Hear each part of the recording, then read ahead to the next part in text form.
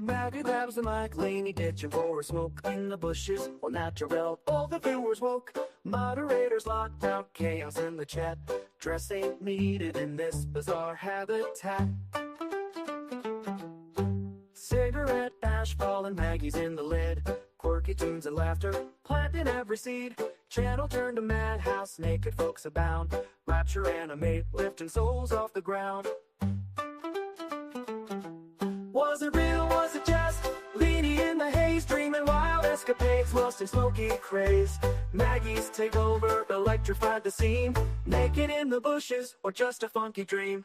Rapture in the air, moderators beat down. Maggie center stage commands, high demand. Techno fails and whispers, virtual distress. Everybody naked, feeling overdressed. Leany snaps awake, cigarette half spent. Maggie's take over, a fantastical event. Channel run amok, viewers shedding clothes. Digital rapture in the twilight it glows. Was it real, was it just? Leany in the haze, dreaming wild escapades, lost in smoky craze. Maggie's take over, electrified the scene. Naked in the bushes, or just a funky dream.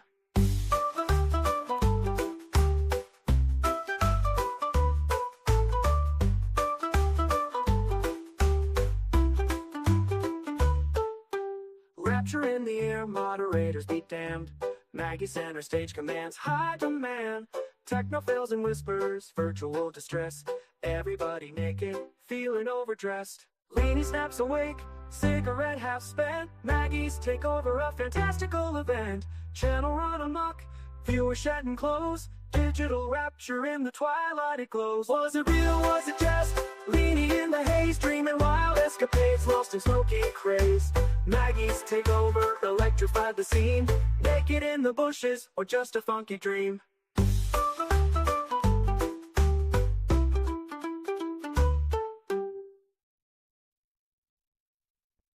Maggie grabs the mic, Laney ditching for a smoke in the bushes. All natural, all the viewers woke. Moderators locked out, chaos in the chat. Dress ain't needed in this bizarre habitat. Cigarette ash falling, Maggie's in the lid. Quirky tunes and laughter, planting every seed. Channel turned to madhouse, naked folks abound. Rapture animate, lifting souls off the ground.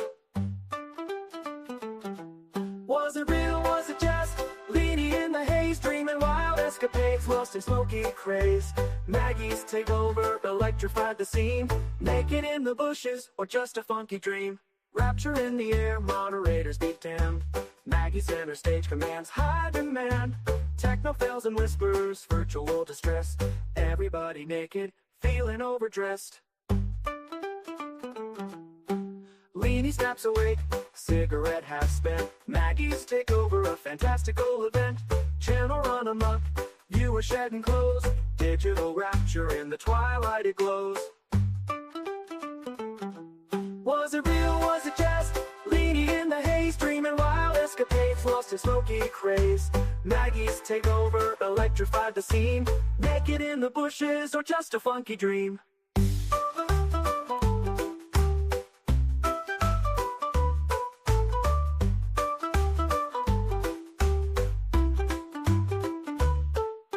Rapture in the air, moderators be damned. Maggie center stage commands, high demand. Techno fails and whispers, virtual distress. Everybody naked, feeling overdressed. Leany snaps awake, cigarette half spent. Maggie's take over, a fantastical event. Channel run amok, viewers shedding clothes. Digital rapture in the twilight it glows. Was it real, was it just? Leany in the haze, dreaming wild escapades, lost in smoky craze. Maggie's take over, electrified the scene. Naked in the bushes, or just a funky dream.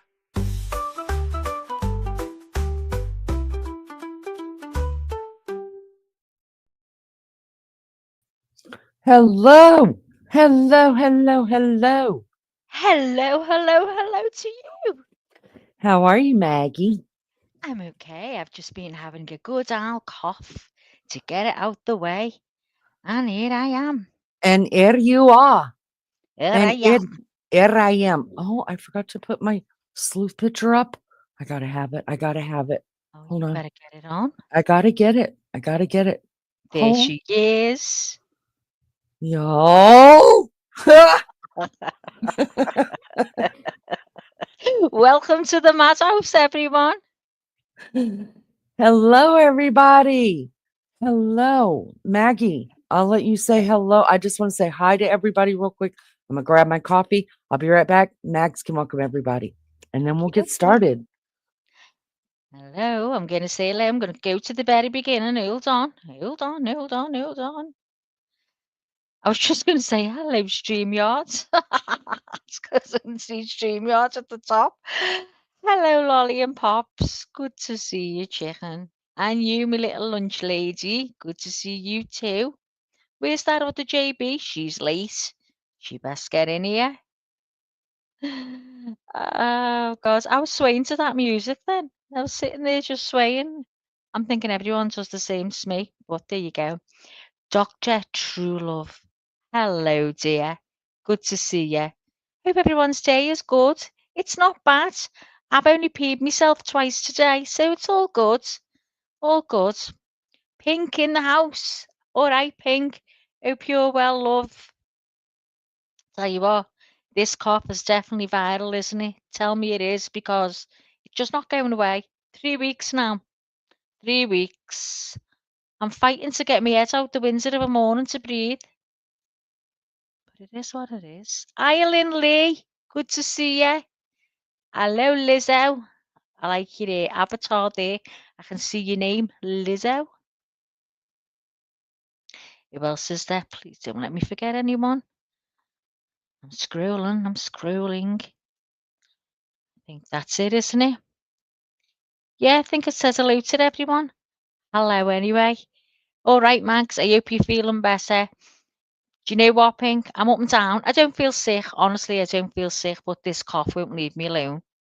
It's so bad of a morning, and I've just had a real bad bout now before I came on here, and I thought, oh no, don't let me get this while I'm on here. But anyway, all good. As soon as I'm going to cough, I'll just throw the mic off. Like that, isn't it? There you go. I hope everyone's okay. I'm excited to you. I can't wait to get into this. Can't wait. Are you back yet, Lee? She's getting a coffee. She's getting a coffee. Yeah, can't wait. I cannot wait. You know, when you're hearing all like little bits and pieces, but as my brain just doesn't absorb it, it doesn't stay in there. So I'm thinking, oh my God, it's going to be good because I know Leanie, she remembers it all. She's like Pink and Lunch Lady. I can't remember anything. But anyway, I am ready for this. How about yous? Are yous ready? Excited? I'm back. Hello, dear. Hello, dear. Thank you guys How so you? much for being here. We appreciate it so much. Maggie has been busy. I've been busy in different ways. Maggie's had to be busy this week for this. Oh, Oh good. shoot, fire. I lost myself. I'm out in YouTube land. Here I am. I'm back. There you are. Lizzo, thank you so much. And to the mods, thank you so much for being here and for dropping the fair use disclaimer. I appreciate it so much. And right off the bat, let us just go ahead and tell you that some of this will be triggering to some people. So make sure to protect yourself and your own mental health. If you have to leave for a little while and come back, we understand. Just take care of yourself. Um, I put that up what? in case. Thank you so much. I'm gonna be. I'm gonna. So how we're gonna do this one is we're gonna go back and talk about. We're gonna bring up the original PCA, the probable cause affidavit, and I only want to go through um Dylan Mortenson's DM surviving roommate, her piece in the probable cause that got Brian Koberger arrested. And I want to start there because I always say, Maggie, always, and I've heard you say it too, that not everything I need us just to keep an open mind that not everything everything is going to be put in the PCA. We No. only need enough in the PCA to get an arrest warrant. That's it. Yeah. That's it. Yeah. So I think the way we're going with this now is it's going to show you just how much they have that they're not putting in the PCA. Yeah. JB is going to be late. She says she apologizes, but I don't think she's really sorry. We'll beat it up when she gets in here. Pink fan, I am doing good, honey. I hope you're well too. But I just want to tell you guys, yes, there's going to be some reading, not a whole lot, because we're only doing Dylan Mortenson's. We're going to break that down. But I've got some exciting news. Well, all the little things I was looking at, I couldn't believe. Lulu, I couldn't believe all the Pooey little things. I was sister. like, oh my God, I'd never heard that. Yeah, it's Hi, amazing, Lou. right? Imagine what's going to come out in the trial. Oh, it's going to be so exciting. I know, I can't Maggie, cope. I have to let you guys know. I know when we're doing this kind of live that it's easy to get up. You can cook dinner. You can just put your earphones on and just kind of listen and stuff. I'm going to tell you guys right now that right here at According to Leanie, we are the only ones right now that have some compelling exhibits to show you. Maggie, and we want to give a huge shout out to Honey, Maggie's other half. They went sleuthing, you guys. They dug in deeper with what we know about that came out in Judge Hippler's motion, right? Because he released some more stuff that we didn't know about. Well, Maggie and I put our brains. Oop. She's pulled the wire. Give it a minute. Hiya, Jake. Oh, good to see you, love. Hope you're okay, dear. Hiya, Joni. Good to see you too, love. And she's sleuthing it that much, she's pulled the wire. So, yeah, anyway, I've been busy today. And I had to get round, honey. I said, listen, I want you to stand there. I tried to make it dark. And I wanted him to hold the knife in his hands. So I got one of the knives out the drawer. And I made him stand there holding it right. And then I'm going to let Leanie tell you about the next bit. Because she needs to bring it in when she needs to bring it in. So I've took some pictures, and that's what's going to be shown. Because, like she said, you've got to have an open mind.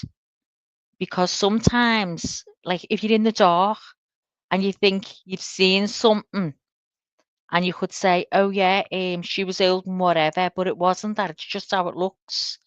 Because the dark, it can play tricks on your mind, can't it? And you think you're seeing something, but it's something completely different. So it's just little things like that. Hiya, Rosie, True Crime. Good to see you, honey. Hope you're okay. Who else was there then? I've just seen someone else. Digital. Where's Digital?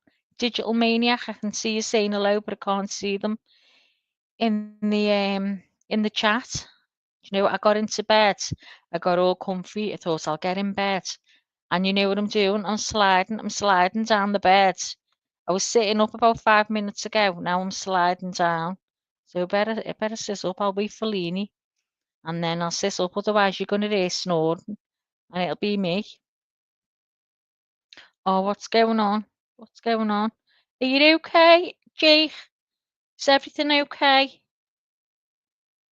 Oh, let me know you're okay, love. What's happened? Let's see. I'll have to scroll up.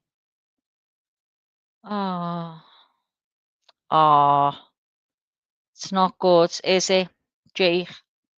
It's not good, love.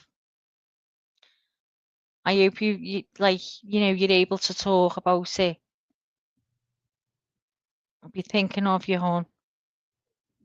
Oh my goodness. What did I miss?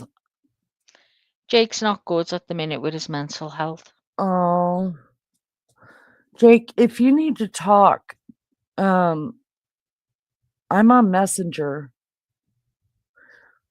at according I to don't think he Lainey. goes on Messenger. I think Oh, he rather does it in email. Because I remember oh, telling him okay. I was on it a while ago, but he doesn't use the social media. Oh, um, well, I have an email. It's according to Lainey at gmail.com. So if you need to talk, I mean, I'm sure you've got friends and already people that you chat with, but if you just ever need an ear, I'll listen. Hi, Me Aussie too. True Crime and Jeffrey and anybody else that came in while I kicked myself off.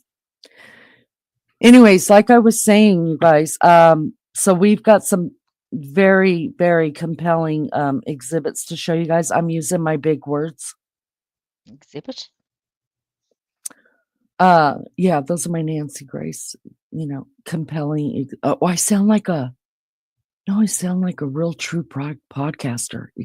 You too. Yeah, It's a professional. my God, compelling. I've never even used that word before. It's not in my So suits you. vocabulary. Jake, Vocabulary. yeah, Jake, reach out. It's according to Leanie at gmail.com.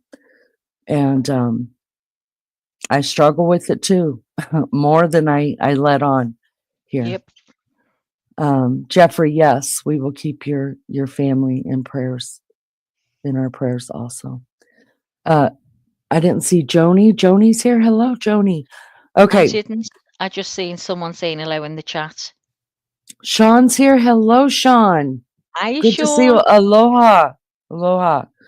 All right, so what I was saying about the exhibits, you guys, is that if you need to get up and work around and you've got your earplugs in, that's no problem. We will let you know when we're going to show the exhibits. I really want you guys to look at these and just give us your feedback on it and what you think. I want you to be able to see, really see, because this is what I learned through what you did, Maggie. I was thinking about it today when I finally got in and I saw all the stuff that you had put up and was able to listen to messages. Here's what I thought. Um, I I always say use your common sense and try to think out of the box and everything, Mhm. you know. And when we were floored by what Judge Hippler put out about the three different times that Dylan Mortensen um, was interviewed by three different police officers, automatically, all of us collectively together, we went to the very first thing we all thought of, which was like, okay, she said a handheld vacuum. And we even brought up like how loud that would be. So we looked at, if it would sound like a regular vacuum. Other people have those, and they're like, yes, they're Did as they know loud as about that. that, though, Lee? Did they know Y- about that? Don't think you've Yeah, told them about that yet, have you? no, we read it. I read that Judge Hippler's Did you? motion. Yeah, that's About when the I came on vacuum? and said, Oh, that's when I came on and said something, we will always have Coburger Wednesdays, but there's going to be times that I'm going to do ah, a right. pop-up Okay, Lee. live. Sorry. It was a And pop-up that, one. I didn't hear yeah. it. And it's Okay. because of Judge Hippler made his decisions. And Right. that's how we got the evidence that Ah, he's the one that put it out there. Now, right. I'm just to let you guys know, there was another motion filed. Yesterday was the 25th. There's a motion filed yesterday to get. It was by the prosecution. They want parts of his alibi thrown out. That whole stargazing shit. They want that thrown Mm, out. And I told you guys, a bunch of motions are going to start being thrown in, and Judge Hippler's going to have to make some rulings here for as we go to trial. So make sure you have got your notifications on, because there are times that just I need to go right then, or else I'm going to forget everything that I want to say about it. So there's that. And so we'll wait to hear from Judge Hippler, and then that'll be another pop-up live on this as well. And I saw that the defense countered with, they want the bushy eyebrows. Remember, DM said, he had bushy eyebrows, right, Max? They want that thrown out. They don't want that reported. They don't want the jury hearing it. Oh, really? Didn't know that. I mean, I guess I just don't understand the motion so much, because we have to believe that hey, J. Brad, good to see you, badass. Hi, JB. Don't we have to be smart? And I mean, don't we have to have enough confidence that the jury that they're going to select is going to be smart enough to look at an alibi and think, oh, that's a crock of shit? Or why would we throw out the bushy eyebrows? I mean, that's her testimony, that's what she saw. So how can you throw out somebody's testimony of describing what may or may not be the perpetrator in their house? Yeah. I'm curious about that. Not understanding that at all. Yeah. So that's gonna Judge Hippler, I expect by the middle of next week, he will make his ruling on that. So we will have another document to go through on that, and maybe we'll find out some more tidbits about stuff that we didn't know. And also, the IGG closed hearing. They had a closed hearing on the IGG, which is the genetic, the investigative genetic, how they came upon Brian Kohberger's DNA. That was a closed hearing. The transcripts for that have been released. I will find them.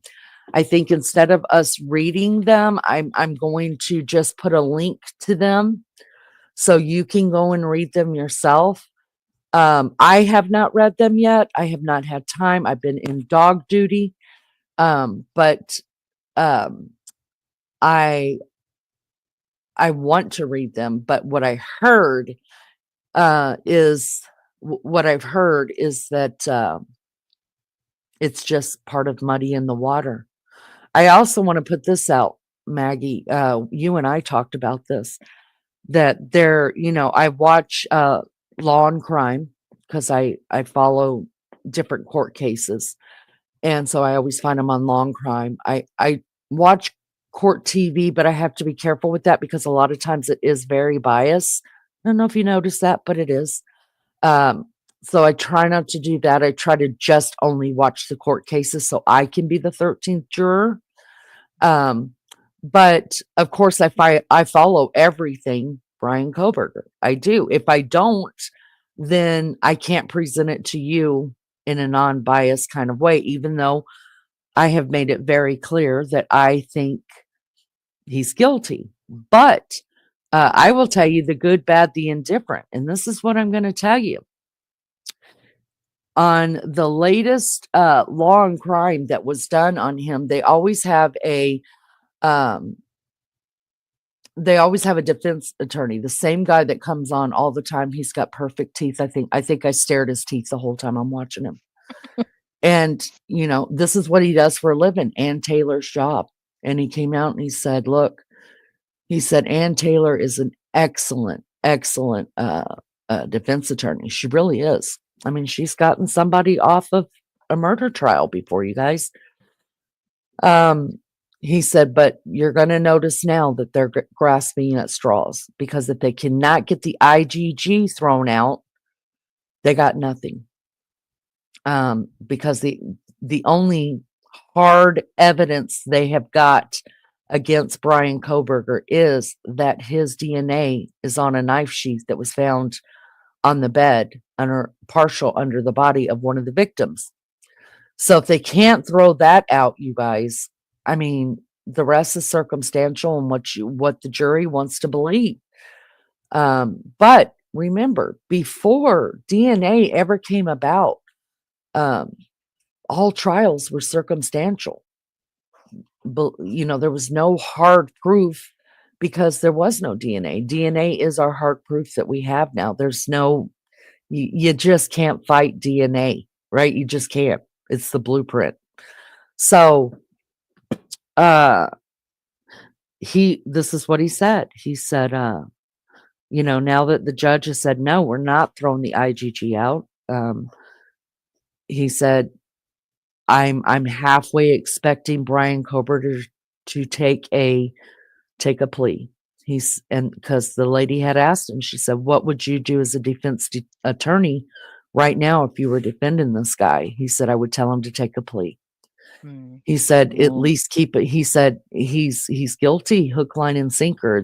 It's proven he was at the crime scene. Whether there were 50 other people with him or not, he's guilty. And he said he's going to death row. And he said, so if it was me, I would tell him to take the plea and get, at least he's going to spend the rest of his life in prison one way or the other. He said, so I would tell him take the plea and get off death row. That's what I would do. Well, Y'all, I've got a feeling that's going to happen. Yeah, Maggie, that's when I thought, oh my God, please don't Yeah. take because if he takes a plea, you guys, this all gets folded into a nice little envelope and we hear Never nothing baby. that we don't already know, because the Goncalveses have already put out everything that they know. Just about everything that we've heard about the case came from family members. So it's not like the police are going to come out and say one way or another. It's going to be folded up. And I just don't ever see the surviving victims coming out and saying anything on this case that they don't have to. I just don't. So if he takes a plea, we hear nothing else. It's just tied with a bow and it's put on a shelf. Yeah, and I think that's he's it. just old now. I'm telling you that he's just old now as long as he can, because he knows everyone's all excited about it, wanting to know the truth. Yeah.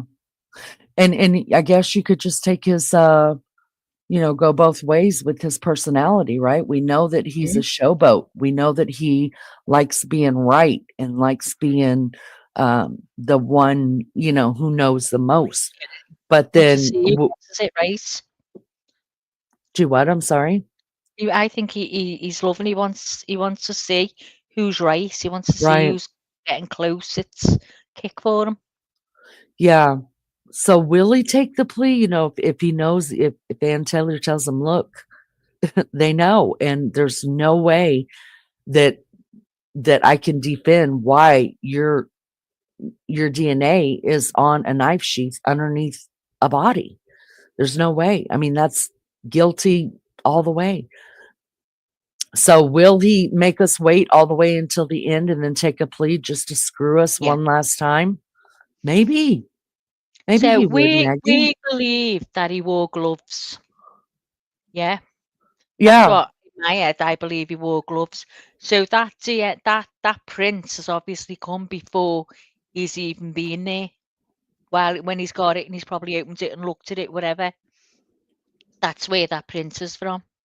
Because if he's wore gloves prior to them going in there, it's not from afterwards, is it?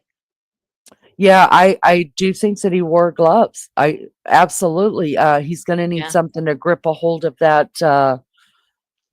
Grip that that knife. I mean, everybody always says, if you use a knife in murders, that it's slippery. So I mean, you're going to need as much traction, I guess, as whatever you can get. I'm looking. I had two tabs open up that I wanted to read, and of course, when I kicked myself out of here, they went away as well. So I'm looking really quick for the two tabs that I have open, and then we'll get started on it. Give me just a second on that. Maybe I'll do it this way. Let's see. So who else thinks he's going to take a plea deal? I'm tongue-tied. Who else thinks he's going to do it? I do. I can say 97% sure that's what he's going to do out and do. He's going to take a plea deal. I've just got this feeling. I mean, I hope I'm wrong. I hope not. I know. It's like, oh, I don't know. I mean, it's not it to be excited about because that sounds absolutely awful. But I've been thinking about it that much. I mean, since the day it happened, and I've wanted to know what the hell happened.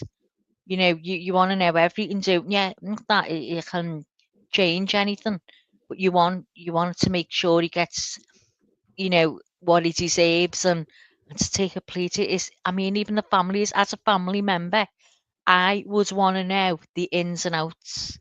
I mean, every detail there is to know, regardless of how bad it is. I need to know. And to think that I wouldn't be able to get them answers it destroy me. And that's just me. Do you know what I mean? Could the family members might not want to know a thing because it's the destroyed enough.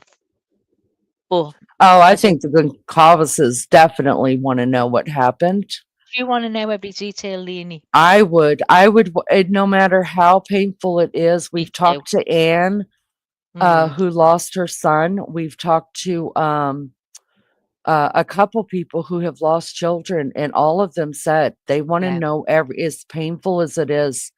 They need to know everything. So, I think I'd be the same. so JB said they have to be willing to offer him a plea deal. It's not always on the table for the subject. Yeah, agreed. Mm, Agreed. But I think in this case, but they also have to talk to the family. The family, uh, when they give them a plea deal, they'll go to the family and say, "Look, we think it's best just to offer him a plea deal. We know for sure he'll spend the rest of his time in prison," and then the family can weigh in on what uh what what they think, right? What's a DP, Leonie? They hardly ever offer a plea in a DP. J Death Bad's penalty. Death penalty. oh, right, okay. Oh, All right, let me pull this one up.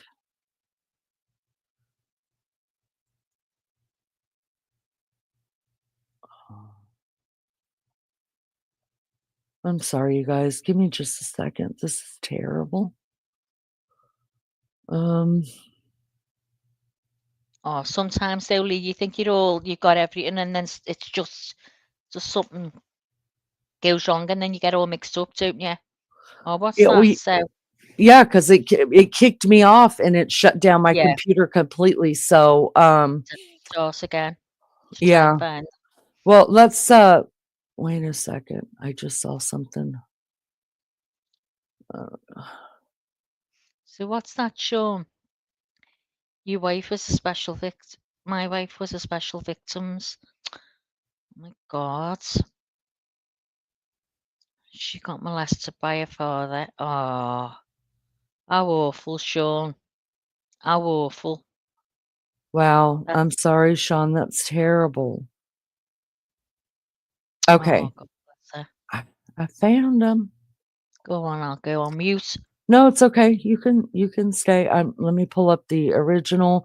I just found all the orders, all of the things. So I'm just going back up here to the PCA now, and then we'll start on that one. Just to let you know as well, there is a playlist.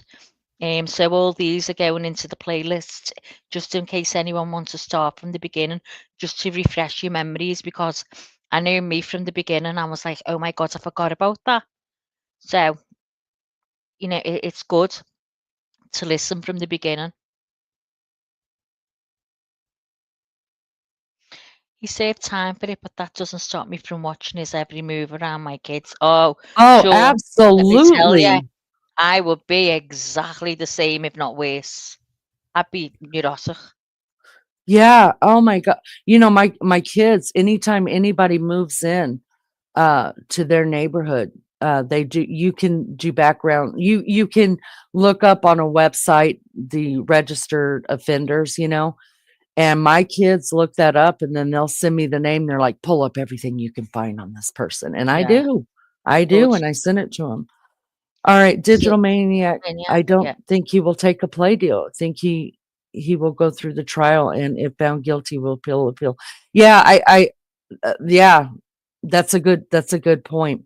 Let me pull this up. Let's go ahead and get acquainted with DM, who is Dylan Mortensen. She's a surviving roommate. Let's get reacquainted with what came out first. Make sure this is as big as I can get it over here.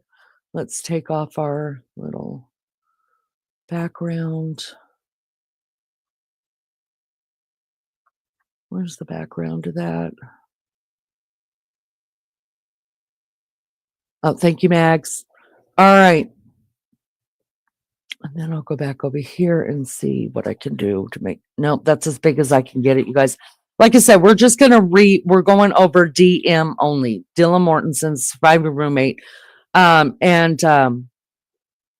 So this is the original PCA. This is what they put in the probable cause affidavit to get Brian Koberger arrested, which they arrested him in Pennsylvania. So let's read this again. This is the original document. DM, Dylan Mortensen, and BF, which is Bethany Funk, both made statements during interviews that indicated the occupants of the King Road residence were at home by 2 a.m. and asleep, or at least in their bedrooms, by approximately 4 a.m. This is with the exception of Kernodle, who received a DoorDash order at the residence at approximately. Now they've got this. Remember, they've already got the timeline down pat because they've gotten in touch with the DoorDash person.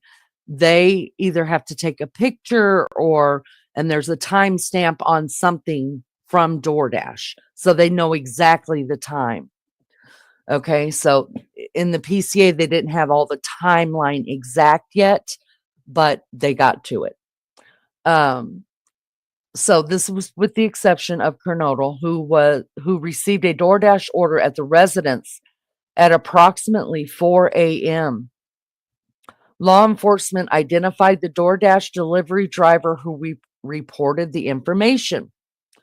All right, DM, Dylan Mortensen, stated she originally went to sleep in her bedroom on the southeast side of the second floor.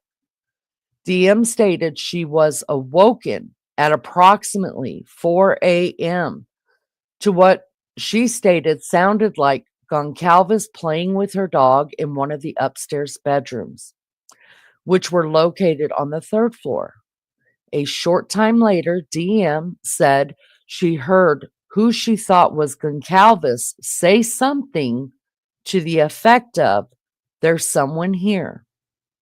A review of records obtained from forensic download of Kernodle's phone showed this could have been Kernodle, as her cellular phone indicated she was likely awake and using the TikTok app at approximately 4:12 a.m. DM also stated she looked out of her bedroom but did not see anyone when she heard the comment about someone being in the house. DM stated she opened the door for a second time when she heard what she thought was crying coming from Kernodle's room. DM then said she heard a male voice say something to the effect of, "It's okay, I'm going to help you." At approximately 4:17 a.m. and then 4:17 a.m., a security camera located at 1112 King Road, which we know is would be to the, if you're looking at the house, it'll be to the right-hand side of Kernodle's bedroom, 50 feet away approximately. That's where this camera was set up on the house. A resident immediately to the northwest side of the 1122 King Road picked up a distorted audio of what sounded like voices or a whimper, followed by a loud thud.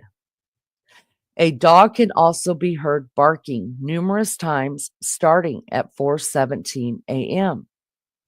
The security camera is less than 50 feet from the west wall of Kernodle's bedroom.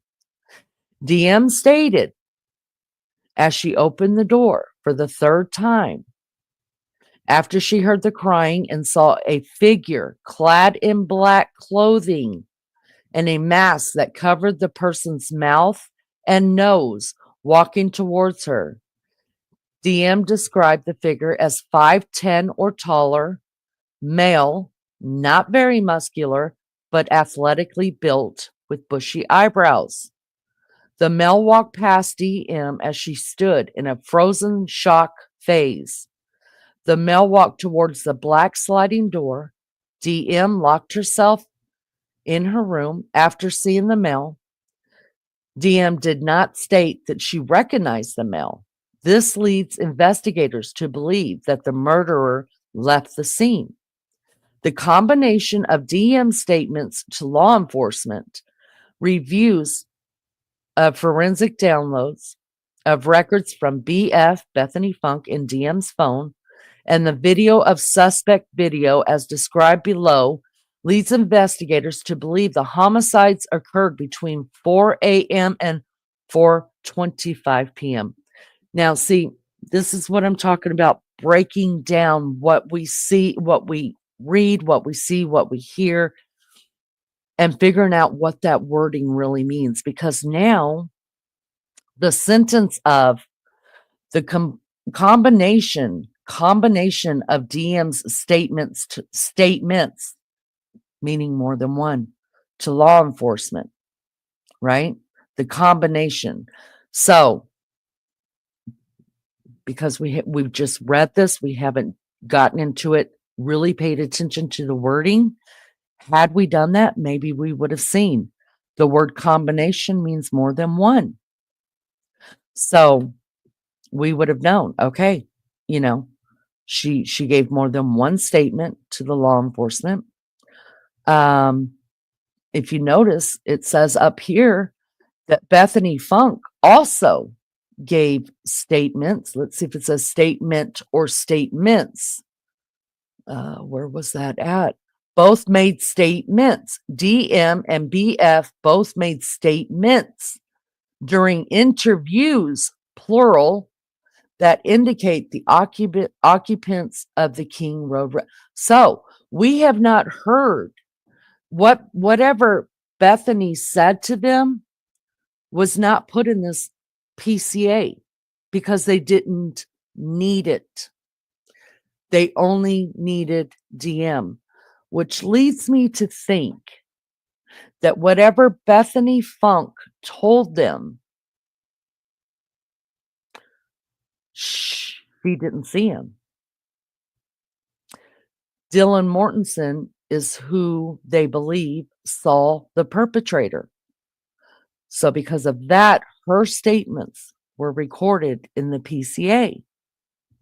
Now, if you guys remember back when they were trying to assert another motion in the hearing, they wanted Bethany Funky to because she's not in Idaho anymore. They wanted her to fly in for a deposition, and her lawyer contacted the courts and said, "There's no way. I mean, she's too traumatized. She cannot. It's just too soon for all that. She's already given statements. It's too soon to do another deposition of her." And the reason why they called her for it is because the defense said that Bethany Funk has information that is exculpatory to her on behalf of Brian Kohberger. What does that mean? It means that the information that Bethany Funk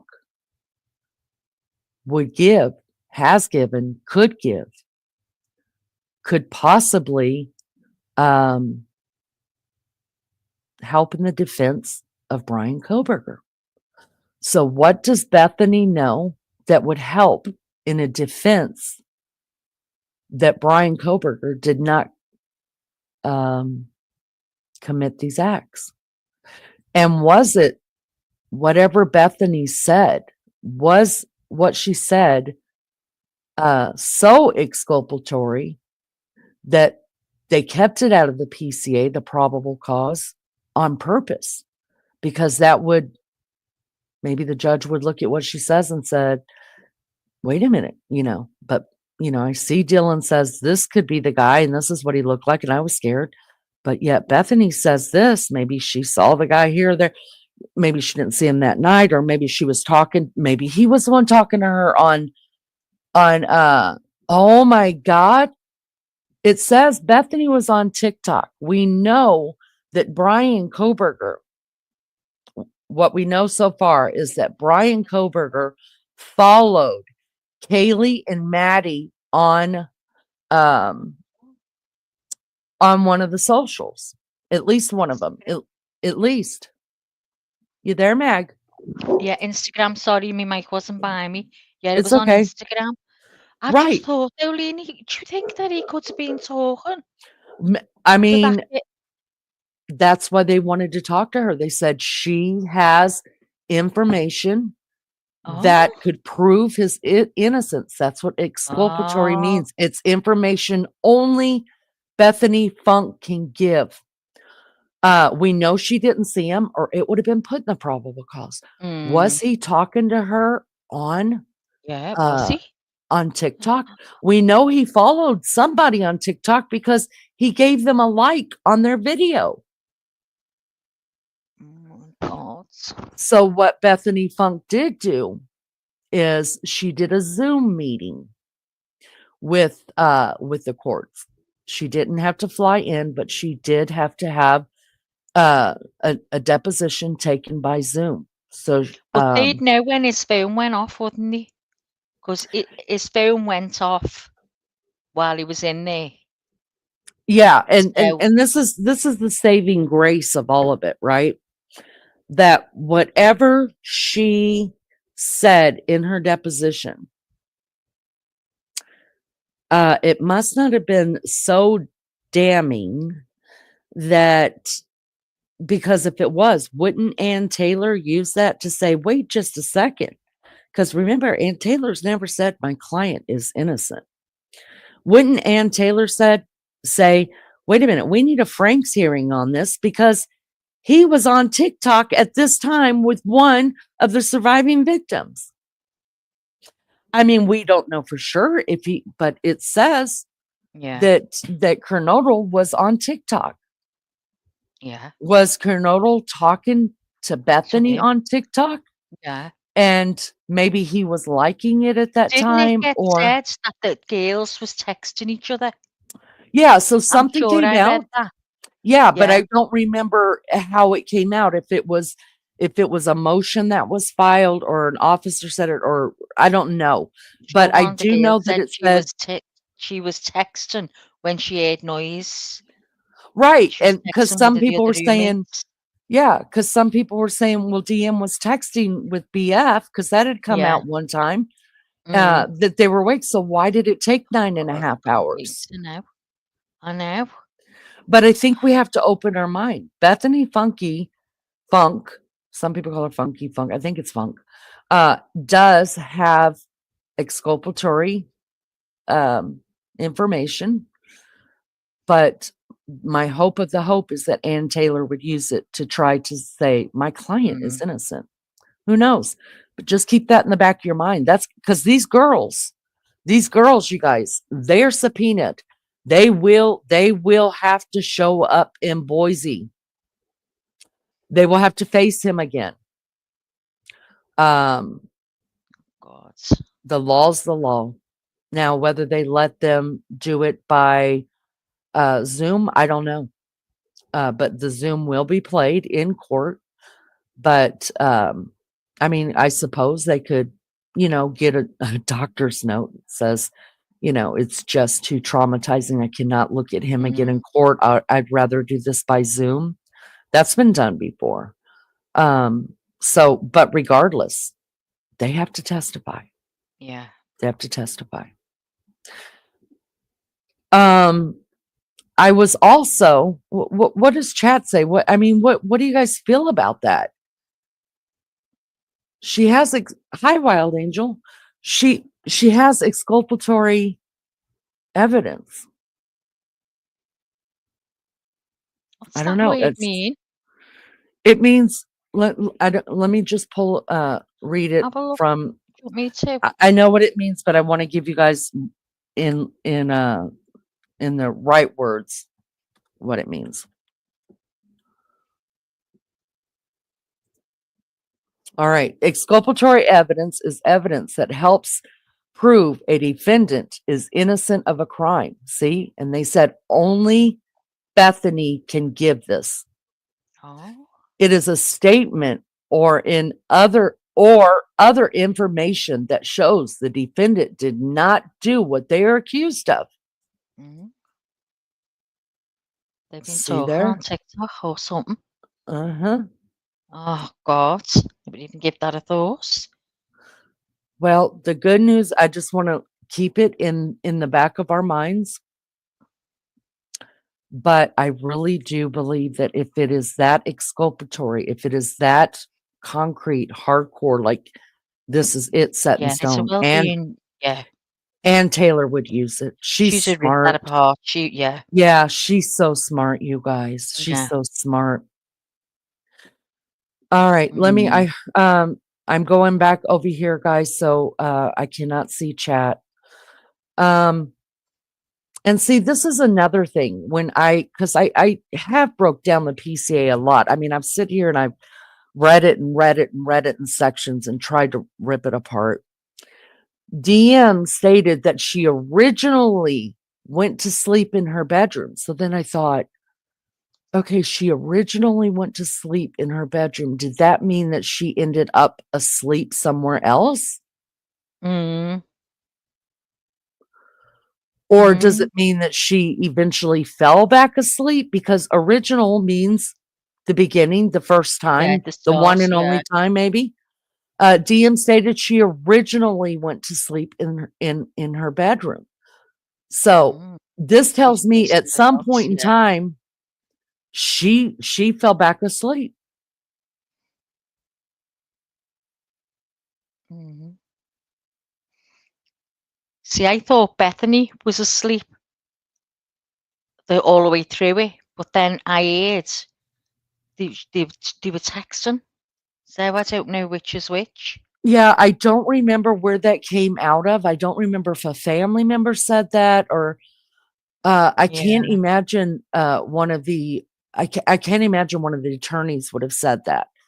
But I don't know, but I do remember it coming out in the earlier Yeah. days because people were like, but they were texting back. Maybe it came out during one of the interviews with uh the some of the friends, because it is said that, Sometimes it hasn't been said. It's just someone saying it, and then it right, just and carries that's on. what You just don't know, right. do you? You don't know. And that's why I try only to look at like documents that are Yeah, coming what out you of the can court see.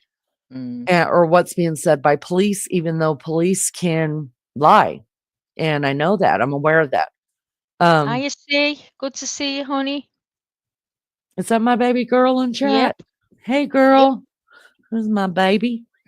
My baby. I yeah, I try not to You'd pay say that, don't you? attention. But then you start thinking, and then you go, no, stop! I haven't heard that. No, no. Yeah, You but can just go down little rabbit holes. I really don't. I really No, don't I know. because um I I do. only By the way. really I'll find people I really do trust that have good investigative skills or Yeah. they're in the business like Chris Madonna. I'm not gonna lie. I Yeah. love Chris Madonna. I And would he's an man. Yeah. investigator. Yeah. I mean, I've learned a lot of forensics from Chris Madonna Yeah. He is explaining good. them. He's Yeah. smart. Yeah.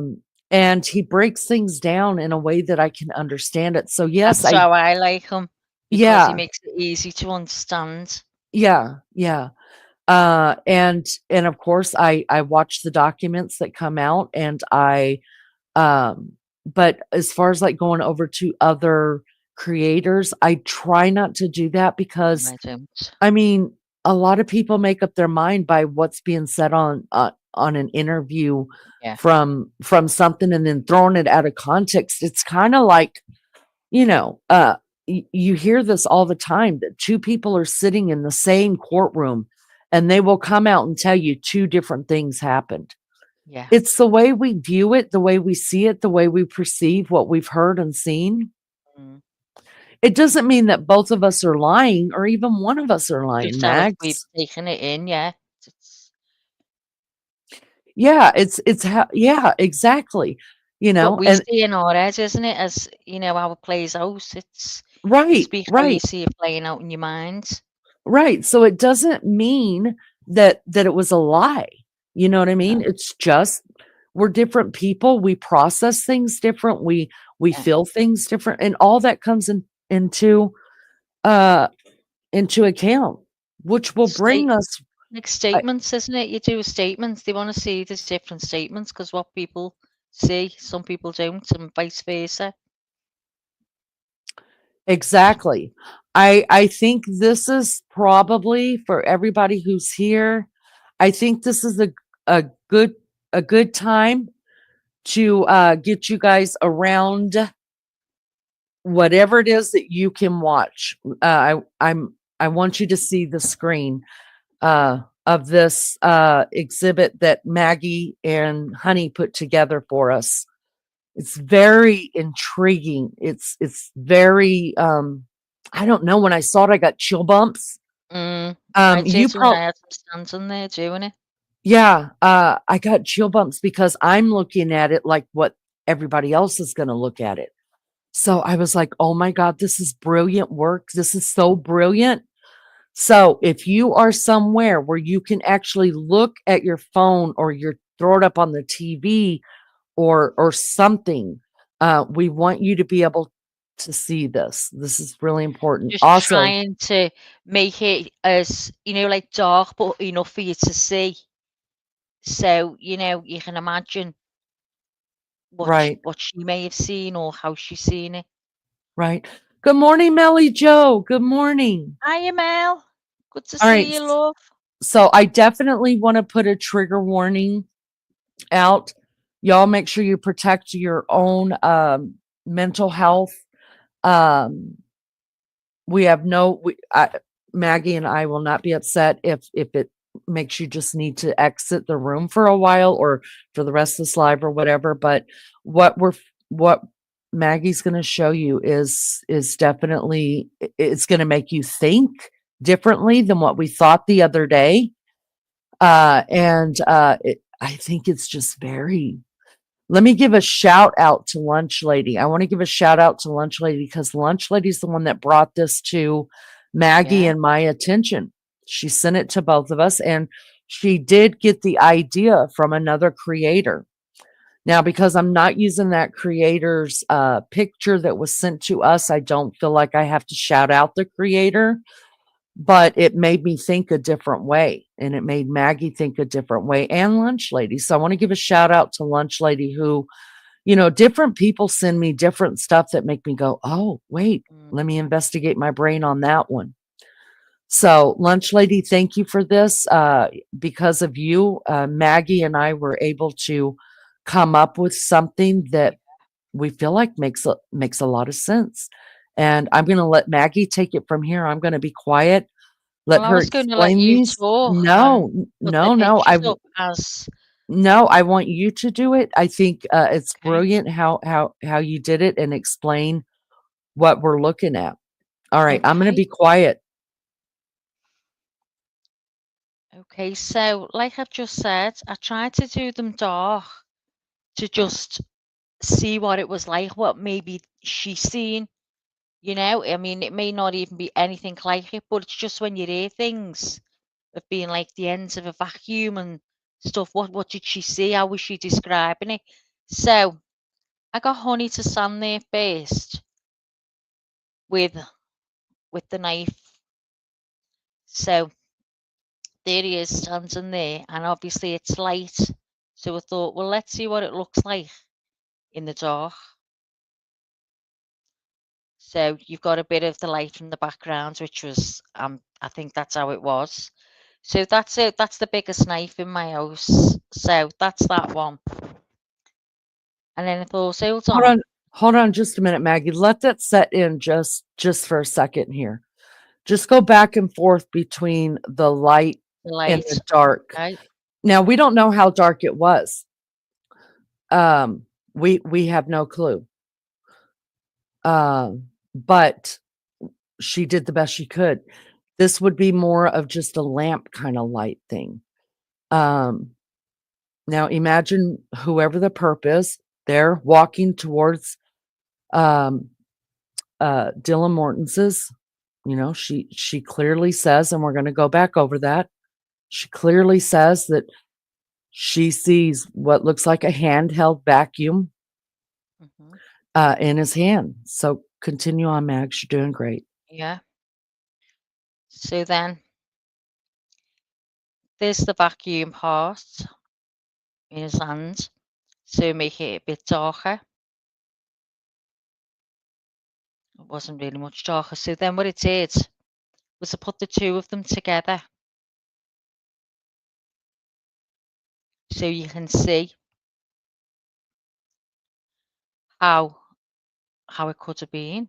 And was it the knife that she was seeing when she thought it was the vacuum, the end of the, what you call it, the, don't even know what you call it, but was that what it was?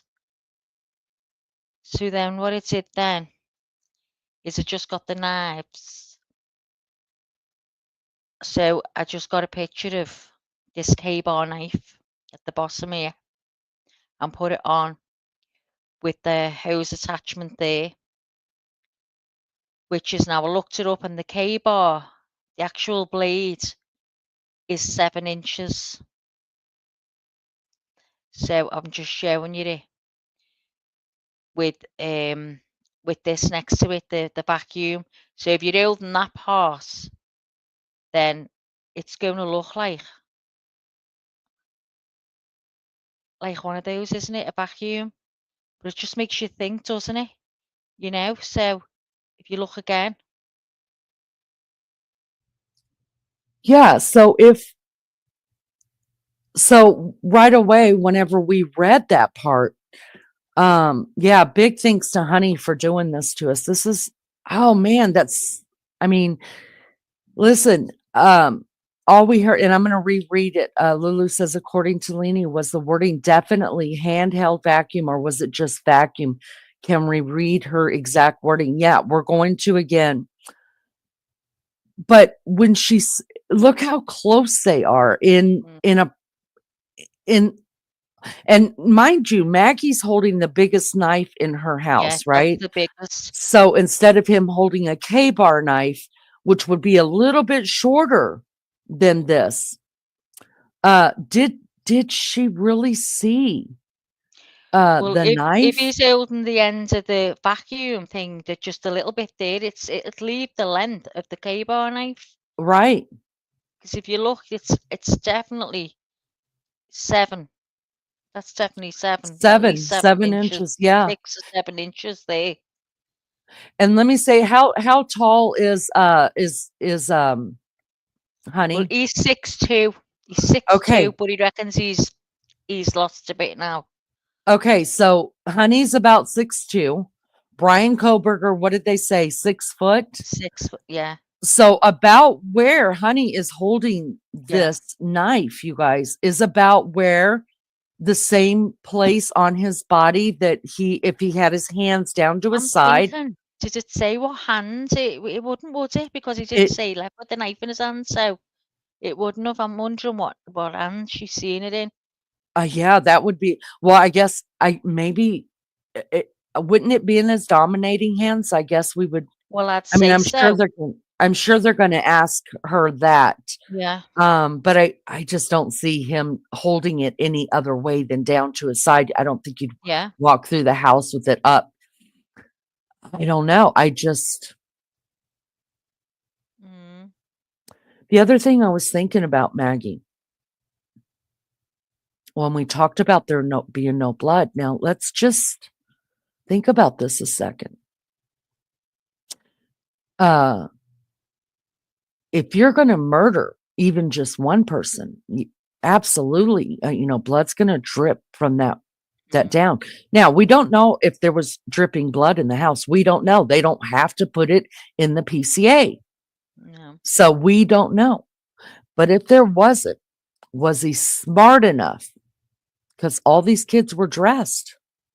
Was he smart enough to, once he did the unaliving, was he smart enough to wipe really fast, Yeah. front and back really fast, and go to the next Yeah, the next room? one. But I then, mean, if it was the case of where he did know who he was going to, which was, we say Maddie, wasn't it, at the top? So would he have thought about wiping it and then going? Because I think he was just in a frenzy when he heard there was others awake then, and he had to put like get rid. right. So I wouldn't think that if there is, well, we know that there's going to be blood splatter. We know that, right? Yeah. They didn't put that in the PCA, but you cannot murder somebody with a pew with a knife, with anything without blood splatter. There's blood splatter on that wall. I guarantee you. We're going to see that. But they didn't put that in the PCA. What else didn't they put in the PCA?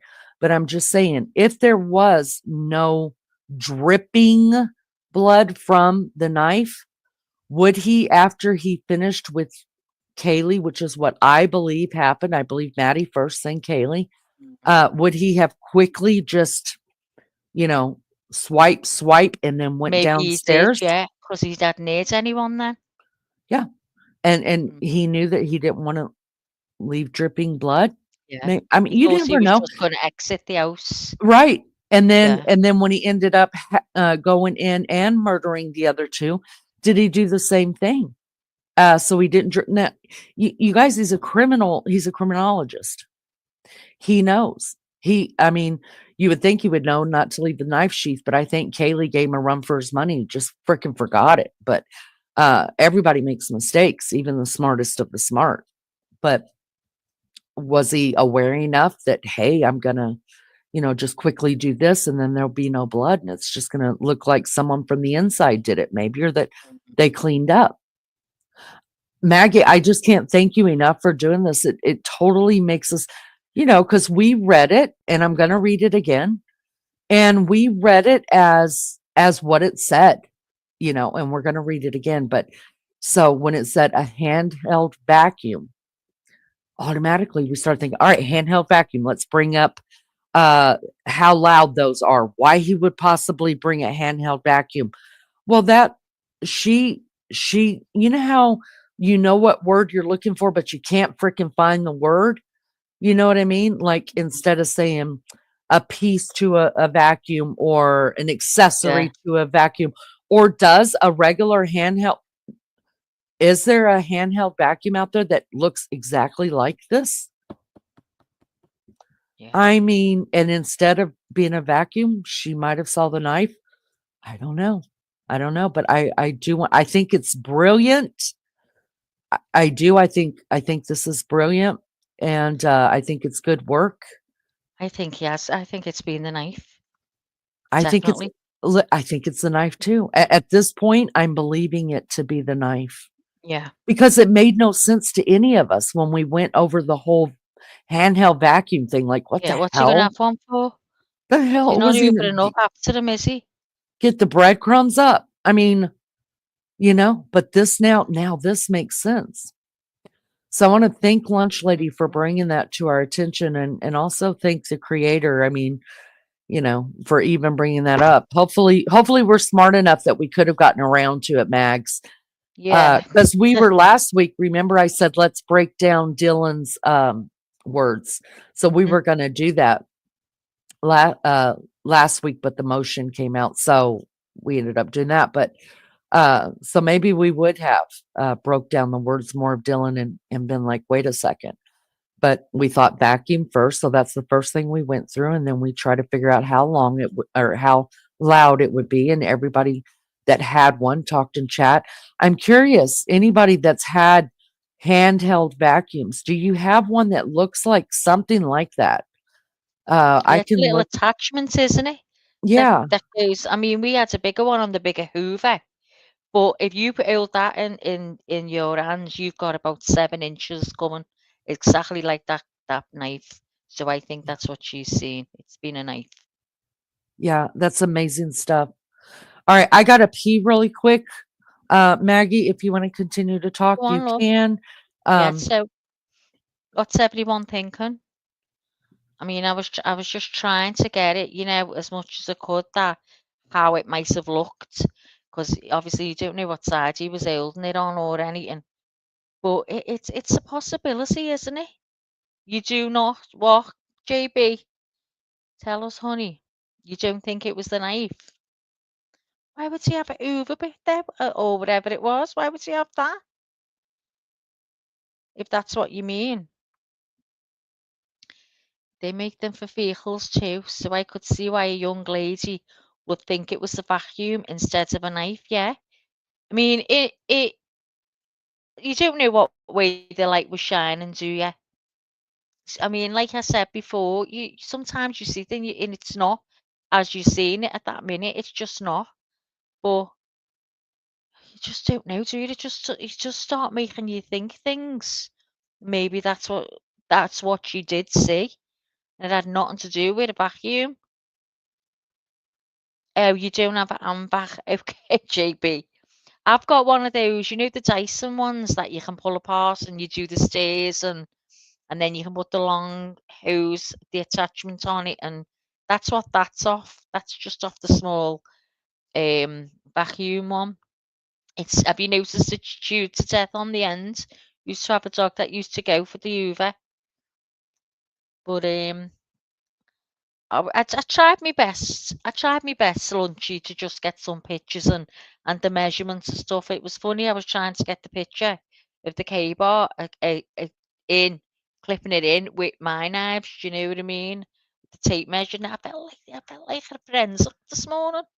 I felt like a forensic doing it all, putting them all out and doing the tape measure. I was going to do the width, and I thought, oh, hang on, I'm getting a bit carried away.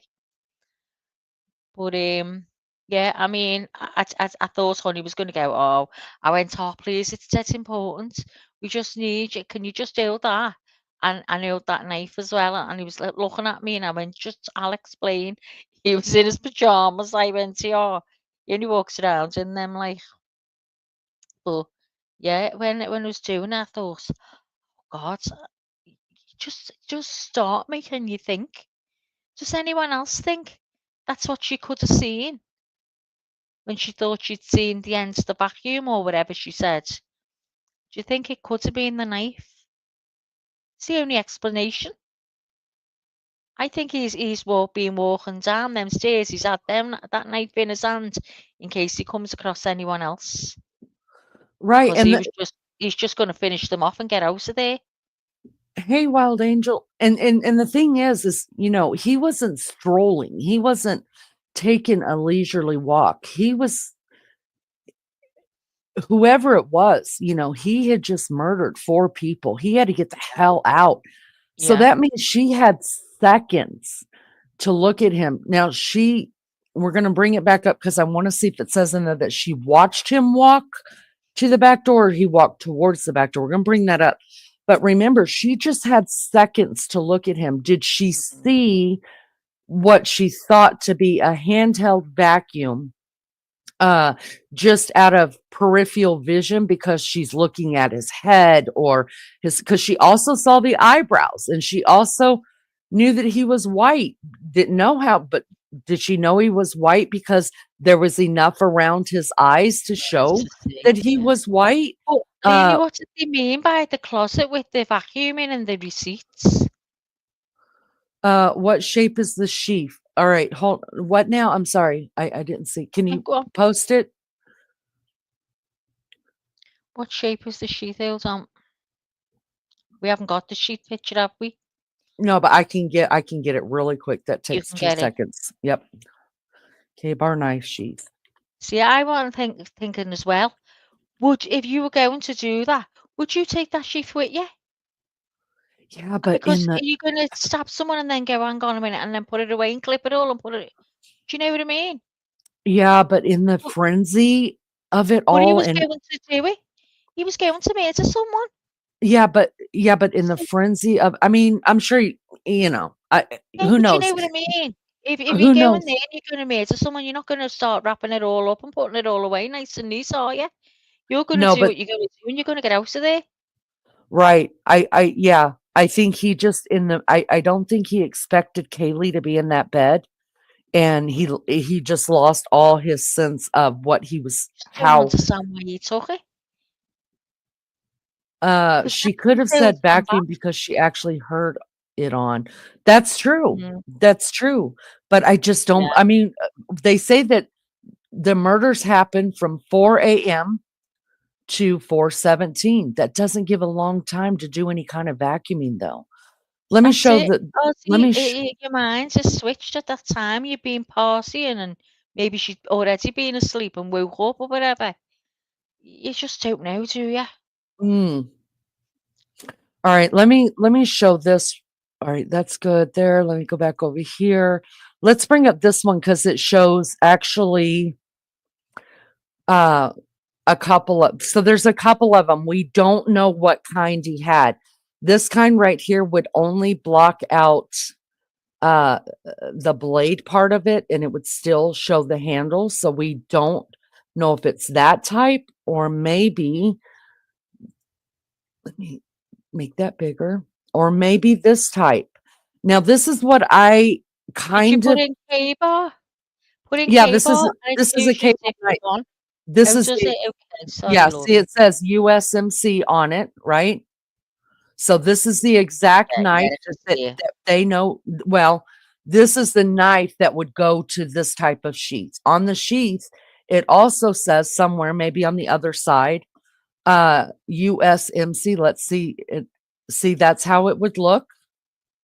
Now Yeah. this snap right here, if you guys can see my cursor, if you open up the snap, it's not, the DNA is not found here.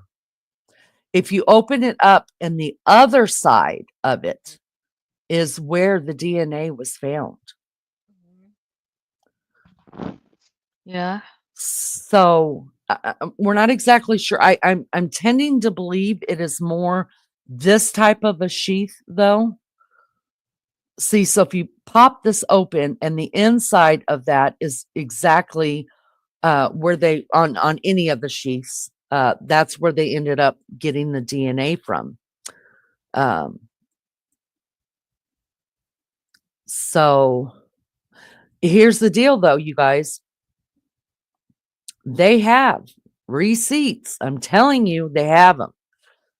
From, remember, she wanted to, in the last motion as well, she wanted his Amazon receipts thrown out because she thought they got them unlawfully. Why did she want the Amazon receipts shown, thrown out? Here's why. Mm. Because they subpoenaed all of his Amazon records of the things that he has bought. One of the things that's on there is a K-bar knife with sheath. They were actually able to get the order that they sent to him, get the number off of, because there's different ones, but when there's Yeah. weapons, they all have serial numbers on them. Everything has a serial number just about on it. They were Yeah. able to identify that the sheath that came off of the item that was sent to Brian Koberger was the number on his, from his receipts. So Claire Bear says the closets for the cleaning products, brooms and vacuum, etc., is right next to DM. I thought it was his apartment. They said they found it. What are we talking about? It's, I said to you, didn't I? What was the bit where they found the receipts and the vacuum in a closet close to the door? I thought that was in his apartment. And No, we can pull back Claire up. there is saying this, so if you read, Yeah. Um what I want to know though from that, and it's good to see you, Claire Bear. Thank you so much for coming in. What I want to know from that, Claire Bear, is how do you know? That was what Claire, maybe. layout. What are we trying to point to? That he may have gotten that out of their closet. I mean, for DM to think it was a Hoover attachment and say, I gotcha, I Yeah, gotcha. I get you now. Yeah, Mm-hmm. Mm-hmm.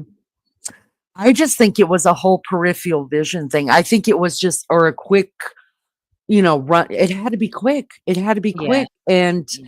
a whole quick run through of and it wouldn't have been hard to identify things. The man was dressed in all black. So there wasn't much to see other than Mm. what he would have had in his hand.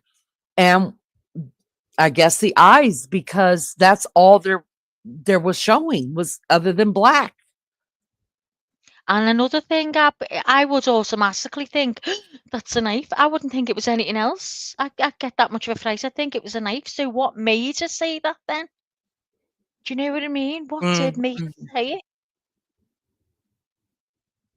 Say that again, Maggie. I'm sorry. I would automatically, if I walked through the night, heard a noise, and I opened that door, and a figure is standing there, like she's described, Mhm, with mhm, something in his hand that she said, a vacuum. uh-huh. My brain would automatically go, oh my God, he's got a knife. I'd automatically think it was a knife without even probably seeing it properly. If I'd just seen him holding something, my mind would go knife. So I'm thinking, But is that for him to because say vacuum, do you is know that what I'm be, saying? is that because I would go knife first too. But I'm thinking, is it because that's what we watch? We're into true crime and, I don't you know, know, Lenny. I just think if someone stands on there with something well, he like that in wasn't their hands, standing. He wasn't standing. He was on or the move. he was walking past her with something in his hand, I'd automatically think, is that a knife? Why would she say I don't that Hoover? It could maybe be anything. it's I not guess what I something that was mean. maybe it was just something that's not in their realm, they're not they don't well, first of all, these are kids, so they're not going to Yeah, think of dangers. yeah, Second of all, now I'm remembering in my head that TikTok that shows where all the girls were acting like somebody else. And Claire Bear's right. mm, The closet that they kept the stuff in is right next to her room because when Kaylee was acting like Xana in the TikTok, she opened up yeah. that closet, grabs out the broom and says, did anybody do their chores today? Never mind, I'll do them. So you're right. God, It is that's right good there. there. You're a good eye there. You're a good eye. You know some Yeah. stats here. I wouldn't have even give it a thought. But I just think, why the vacuum attachment? With all the things she could think of, would she say that? So there's a It, lot of good questions in chat. I love this so much. Thank you. Thank you, Lizzo. Thank you, I everybody who's ask you, dropping in things for us to think about. Um, Wild Angel, yes, you and I will talk about that. I told you I would love to track your flight on a on a live. That'd be fun. DM was drunk, and I think there was other stuff going on as well. Uh, Good afternoon, RC. Thank you for being here. Lizzo says it was definitely a knife. It makes no sense him carrying a vacuum. I agree mm, with that. yeah. But It's just not thinking, why would she say that with me? It's like, I don't know. Was well, Why would remember he be that. able?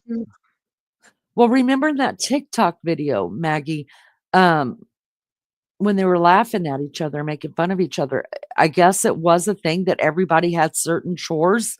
What was she used to seeing? Vacuums. I mean, she had a car. Was she used?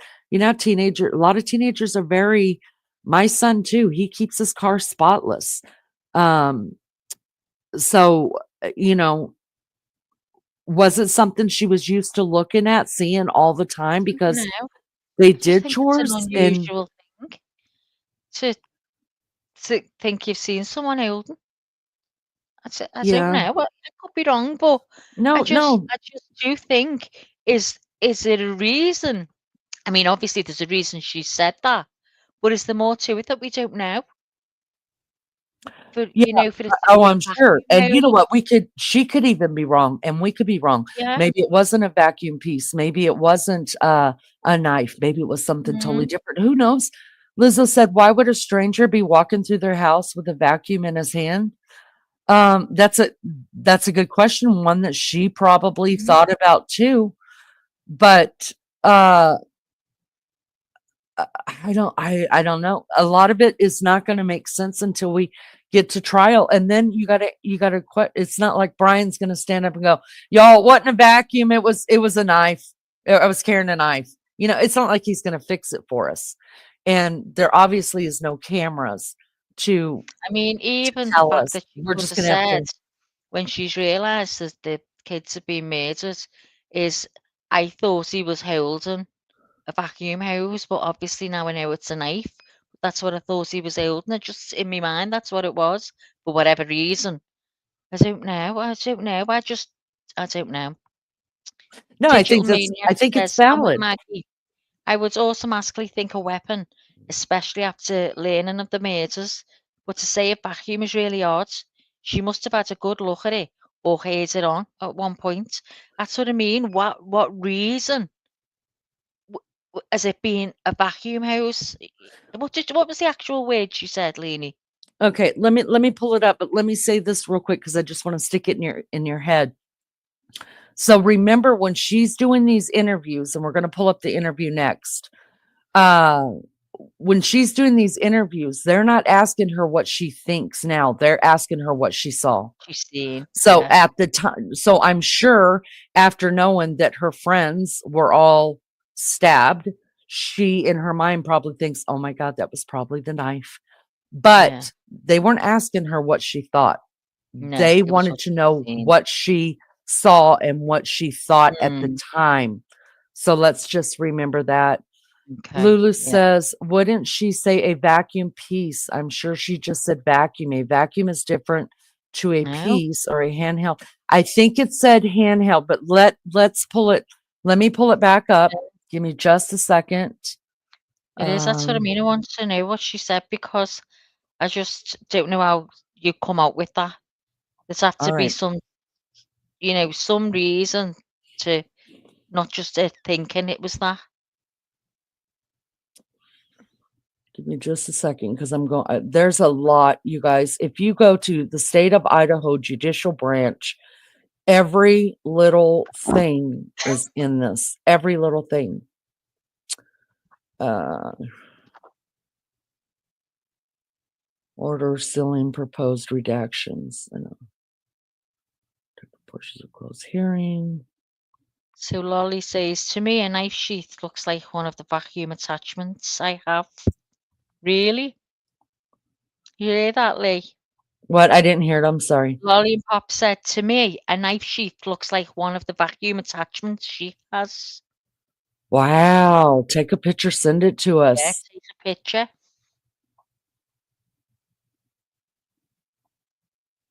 Wow, RC 55. Gonna drop back into the 30s tomorrow. Oh, so what's Okay. that? Guntolini. Do Control F and type in vacuum. Oh, check you, Lou.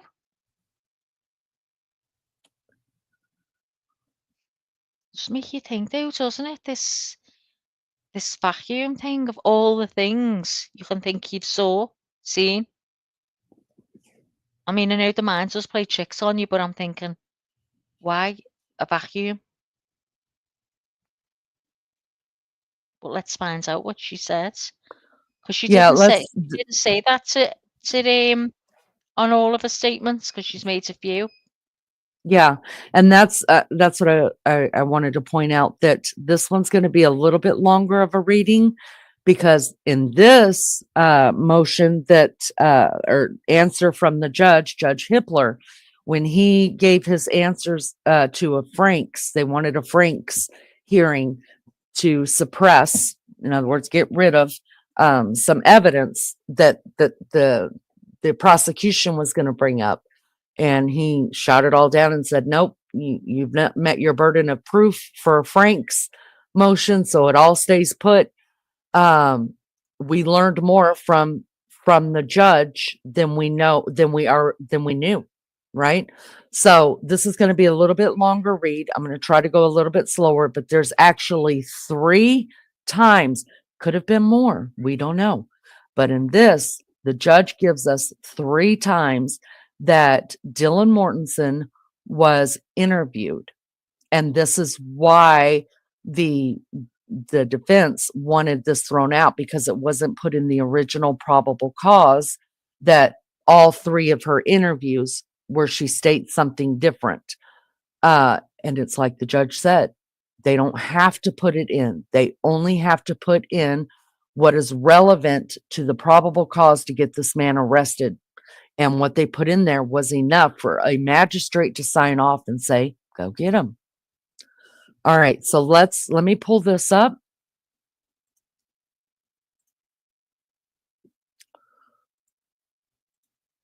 All right, are we big over there?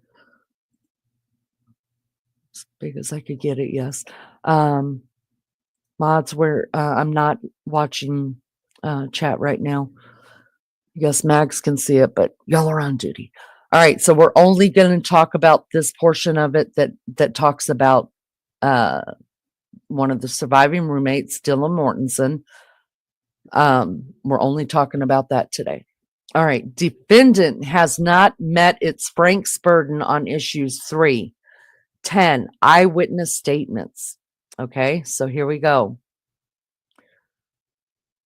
In issues 3 and 10, defendant challenges the probable cause statement insofar as they set forth witness DM's interview, descriptions of things she heard and saw on the night of November 13th, 2022.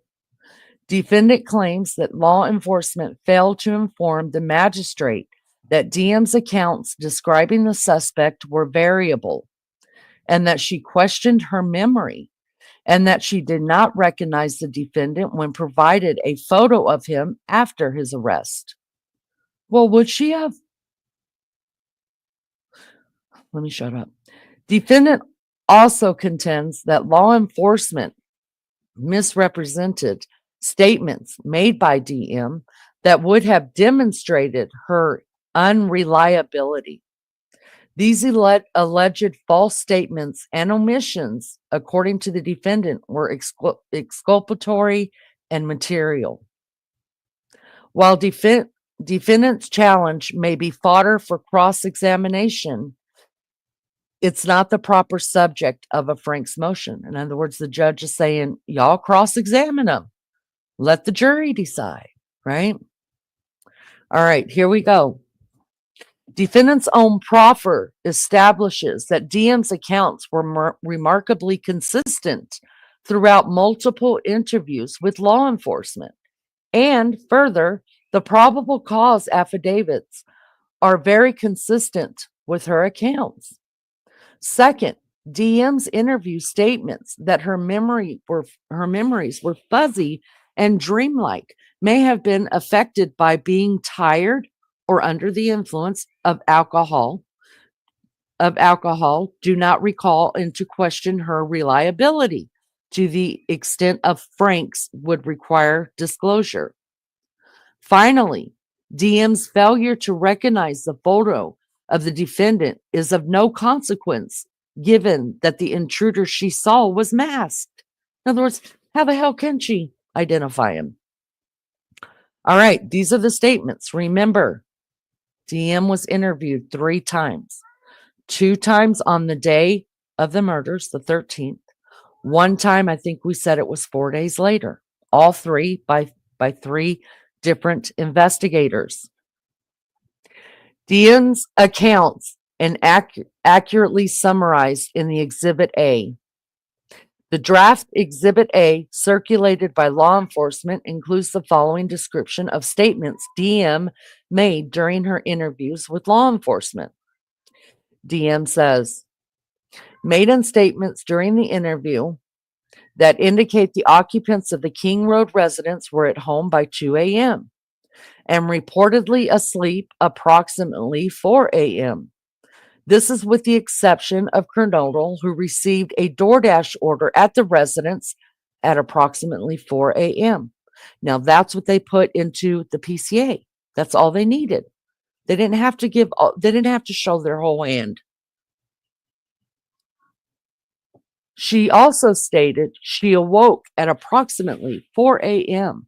by what she stated sounded like Goncalves playing with her dog in one of the upstairs bedrooms, which were located on the third floor.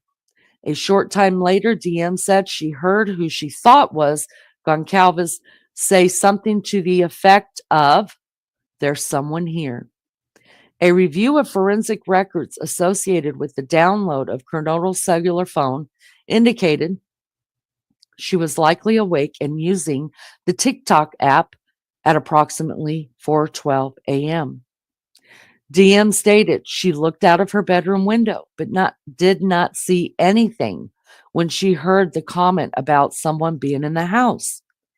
DM stated she opened her door the second time when she heard what she thought was crying coming from Kernodle's room.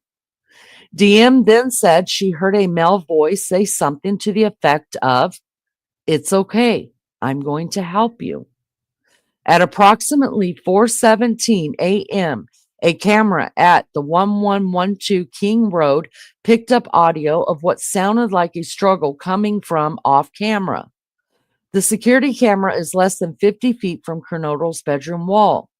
The struggle lasted less than 1 minute and unintelligible sounds can be heard on the camera. DM stated she opened the door for the third time after she heard a crying and saw a figure clad in black clothing and a mask that covered the person's mouth and nose walking towards her. DM described the figure as 5'10" or taller, very muscular, not very muscular, but athletically built with bushy eyebrows. The male walked past DM as she stood in a frozen shock phase. As the male walked towards the black sliding door, DM locked herself in the bedroom after seeing the male. So this says, as the male walked towards the black sliding door. So that tells us she did not see him go all the way to the door. At least in this, it doesn't say so. I guess after he turned to go, maybe she locked her door. That's the way that I'm taking it. But so that was a mere seconds. It doesn't say that he stopped. It says that she saw him walking past her.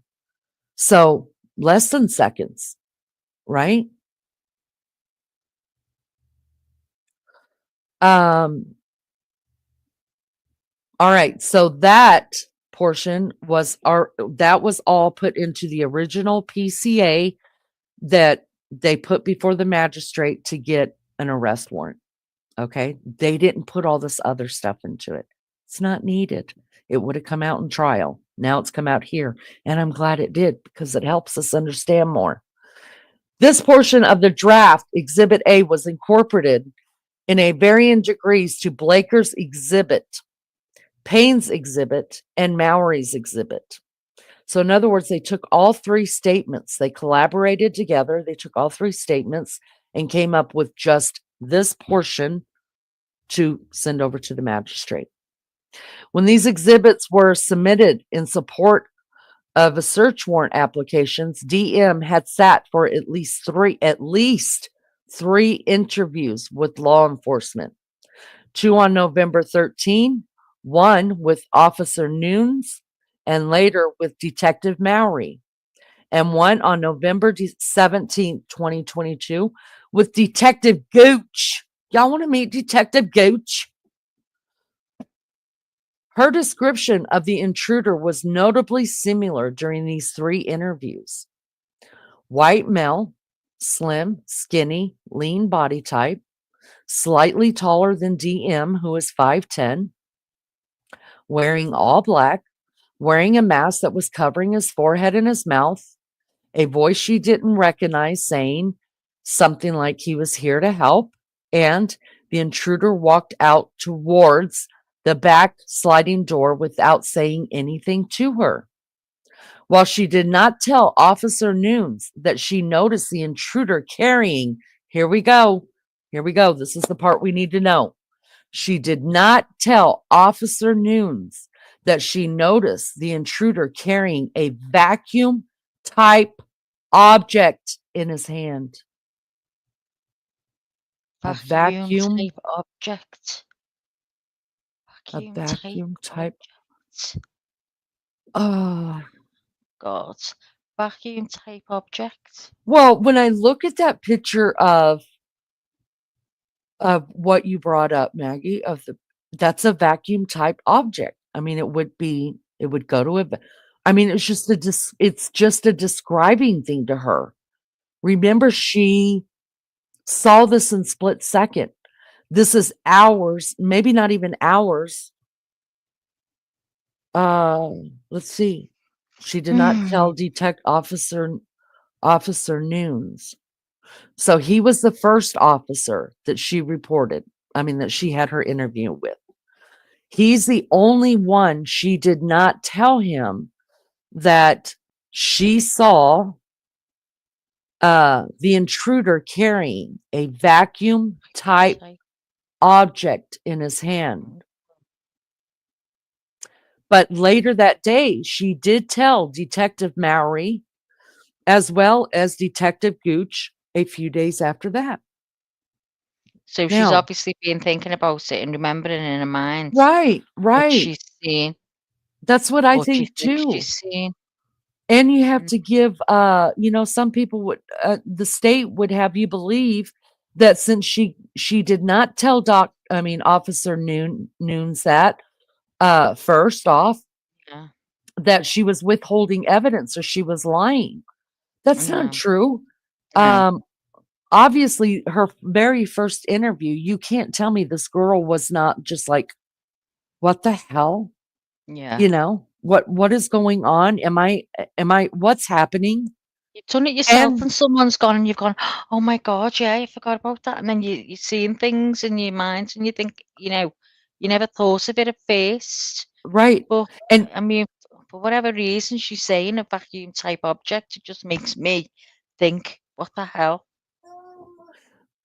yeah, and how many times, you guys, has someone an eyewitness of a crime we've heard it before where they have called officers back and said, hey, I just remembered something, just like on whenever, what was the girl's name that was kidnapped from the Mormon community? What was her name?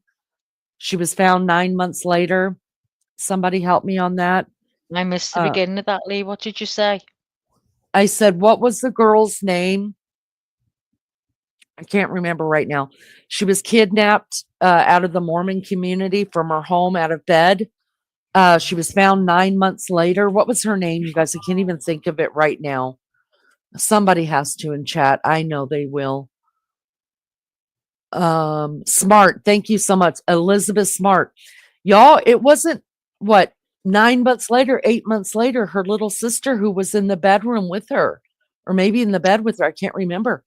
It took her 9 months to remember that she knew that guy. She knew who took her sister. It took her 9 months because she was I just do so get that, yeah. traumatized. Traumatized, I do get that, 100%. And Joni said in the dim light, she probably just saw the shaping in her mind. It went to vacuum. She had no reason to think that it was a killer with a long knife. Yes, yes, that's good stuff. Lulu says, if it was a later time, she said it. I'm thinking it's a vacuum shaped object, not a piece from a vacuum. There's a big difference between a vacuum shaped, something shaped like a vacuum and a piece from a vacuum. Right. But was it just how she worded it? Maybe. Or was it a vacuum? Let's bring up if I type in vacuum shaped object. Let's see what Google says about that. Vacuum shaped object. Vacuum shaped object.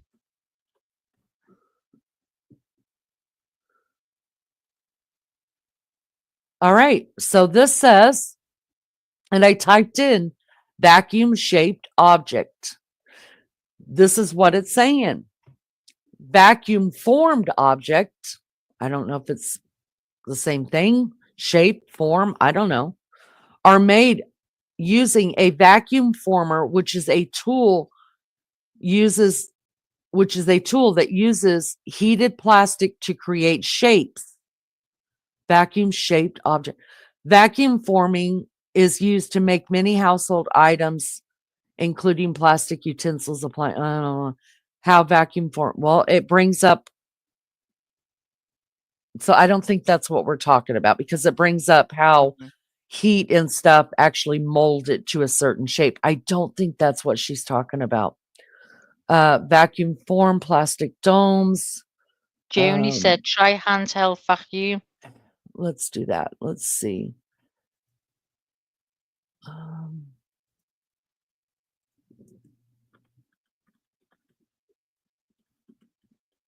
Yeah, you could have took a trophy. Oh, yes. Trophies. Yes. All right. Oh, this is good, you guys. Oh, my gosh. This is good. Maybe this. Maybe this. All right. Let's hold on. Let me drop this down just a minute. Remove this. I want to bring this up because we're going to finish reading that. We're going to read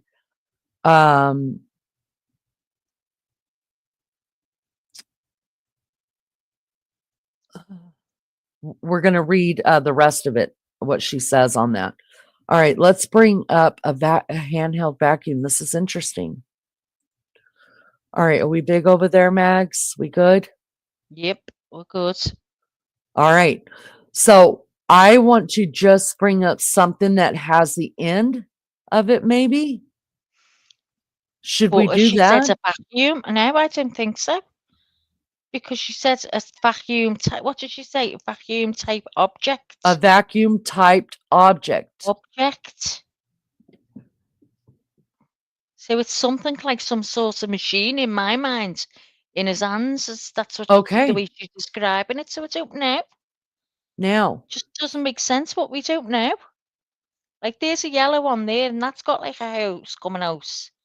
Right. And do you guys see the blue one that let me see if I can pull this one up. Come on, make it bigger. What could it be? Make it bigger? What could it be? Think of what it could be. No. I just want to. Damn it. So this yellow one that can you guys see that? Red one. Someone's holding a red one there. That one. What was it? I'm trying to make this screen bigger, and I can't do it for whatever reason. Let me see if that'll. Okay, here we go. I'm not sure. Well, still, can you guys see that red one in big? No, you can't. Okay. If you send me the picture, if you can see it, well, you could see it on the side right here. What I'm talking about, the bigger picture right under Coburger Wednesday. Look at that picture. Now, I vacuum type object. If he used something, look at this one, this DeWalt one, you guys.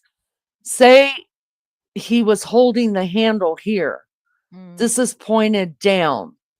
Yeah. Would he have covered up most of it? Could it still look like a vacuum? She's seen the whole thing by the sounds of it.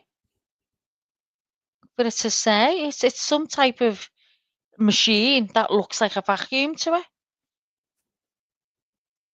It's a vacuum type object. So it must look like one of these little vacs. So what could it be?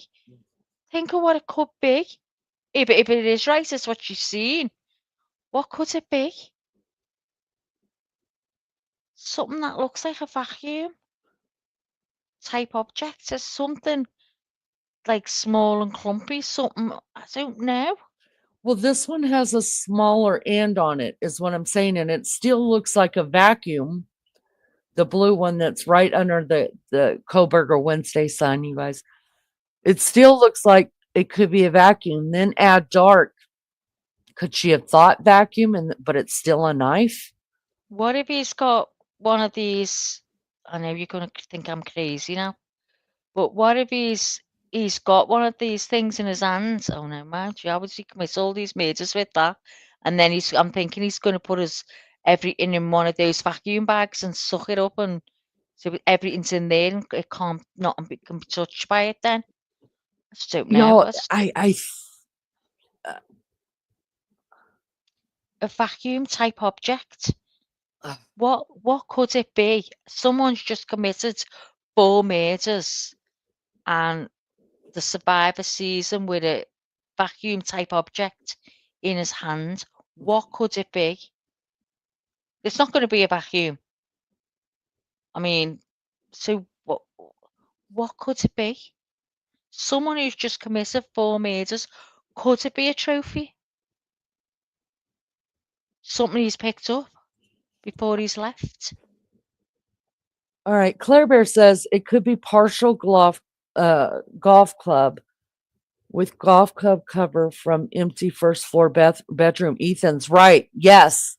But there's no evidence that we know of that he went downstairs because he came in and out through the sliding glass door that's in the PCA. So Lou says the blue one looks like a chainsaw. Yeah. God, so to be going through with a chainsaw?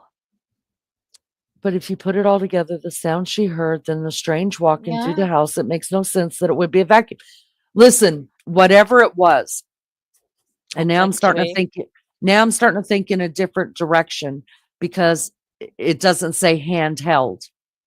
Now I'm starting. I'll tell you what I'm thinking in just a minute. Well, I'll just go ahead and tell you now. It doesn't say handheld. It could be anything. Was it? We know that the family says they believe that he brought in a kill kit. A kill kit is something in it that's got things that he would use for a crime. Right? So was it in the kill kit? Was it what if the vacuum type object was a wet vac, a wet dry vac? I've heard that said on one of the other lives, but think about it. I mean, they're not heavy, Mag. I can't remember that out there after doing them meters, walking because halfway down the stairs. Here's why I think it's plastic. It's plastic, so it's not going to drip anything. He's going to need something to put all them clothes, gloves, everything into, knife, everything into. That's a solid piece that's not going to drip anything. That could possibly either sink in water or be easy to, which I believe he already had a plan for how he was going to dispose of everything. So let's say he went out there and he buried it. That was already dug. Yeah. So are we talking about a shop vac? Not that I think the man went in to go clean anything, mind you. No. There was no time for that. But but the time that he was in and out and committed 4 murders, is he going to have time for it? I don't know. I just don't know. Lizzo says, if you look at a kitchen knife and the vacuum end and a K-bar knife, the K-bar knife curves up the same as the vacuum end. Can you show us the K-bar knife again? Yeah, I was just getting with the kitchen, please. Yeah. She's going to put back in the picture that her and Alec took. So what Lizzo is talking about is the very end of this, how it kind of dips down and then comes back up to a point right there. I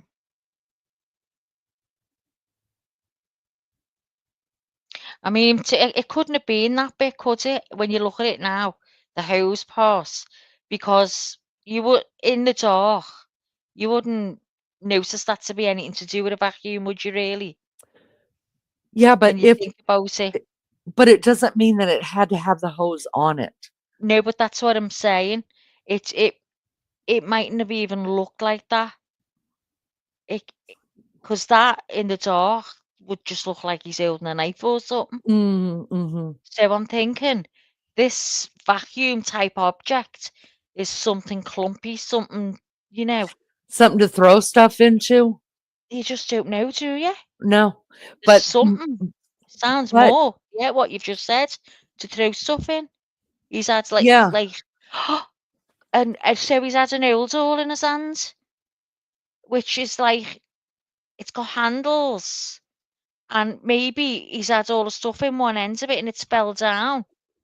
So he's holding it and it's sort of slanted, which looks like a vacuum. Do you understand what I mean? If you're thinking of vacuum, that's obviously what she's thinking. So if you're holding it's like a an oblong bag, isn't it? So if he's got all the stuff in it and it's fell to one end, whatever's in it, they've it's going to be pointing to the floor, isn't it? And do you get what I'm saying? Which let's look looks at. like some type of vacuum, not a handheld one, like one of these you push along the floor. Mm. I mean, RC am I being says crazy? no. I don't think anything's crazy. I mean, we're having to try to just pick apart what makes sense and what doesn't, and at this point, anything's possible. Anything is possible. Just RC thinking says an it old could one. have been some kind of knife. If you look at it sideways, the shape of the knife itself could look like a vacuum cleaner part. Agreed? Yeah, that's what we Yeah, were I mean, saying. But I then, don't think RC. Can you be- bring up the picture, RC? If you are, is RC still here? RC, these are pictures that Maggie came up with the help of her husband, Honey. Can you show the picture of Honey?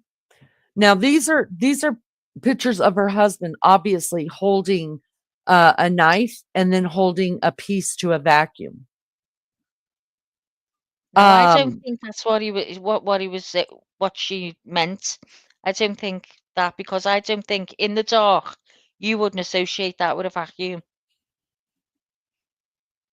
So I think it was completely different. I'd okay. say, so you imagine them now having a hold all. Do you know what a hold all is? Like, is it the Yeah. same for you? Uh-huh. So he's got the handles. He's holding on to it. Maybe he's got the knife in the same hand, and Okay.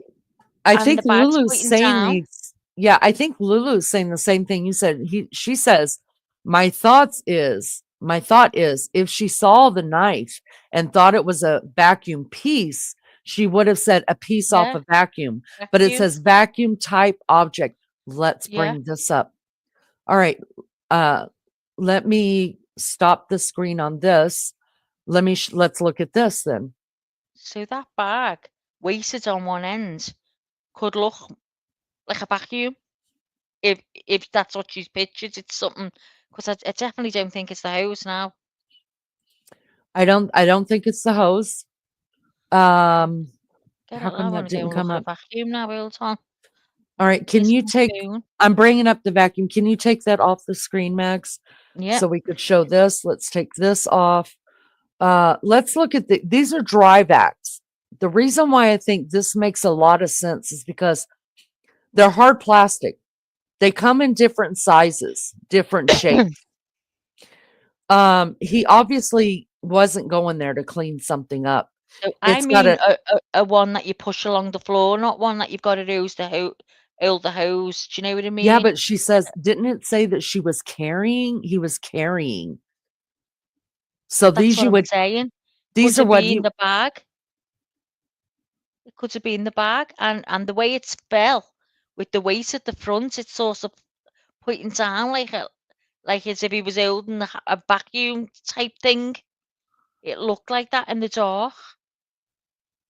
Oh, I need to get a I don't picture of know. it all and see what I'm trying. I'm gonna have to get a honey to one of them now. What says you, chat? Let's see what chat says really quick. I'm going to leave that up there. I do believe he brought a kill kit. I do. Now let's think of it. Let's look at this. So I don't think he went in there, like I said, from the beginning to kill anybody else. I think he was going after Maddie. He was surprised to find Kaylee in the bed. Kaylee put up a fight. There was no other choice he had, right? That's what I believe. And then when he went down, I don't think he had any intentions of killing anybody else. I think he knew Xana was there. I think he knew Ethan was there. I think he knew the other two roommates were there. Didn't matter. I think he drove by a couple of times, right? I think he waited for the lights to go out.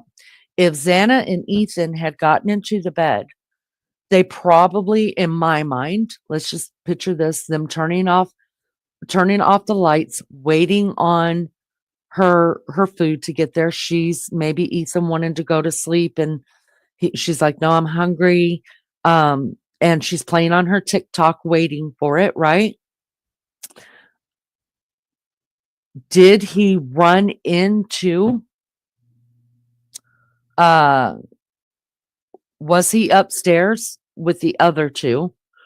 And then as he was coming downstairs, Xana walked into the kitchen, or Ethan walked into the kitchen to put Xana's food up, and then saw him, and he jetted after Ethan.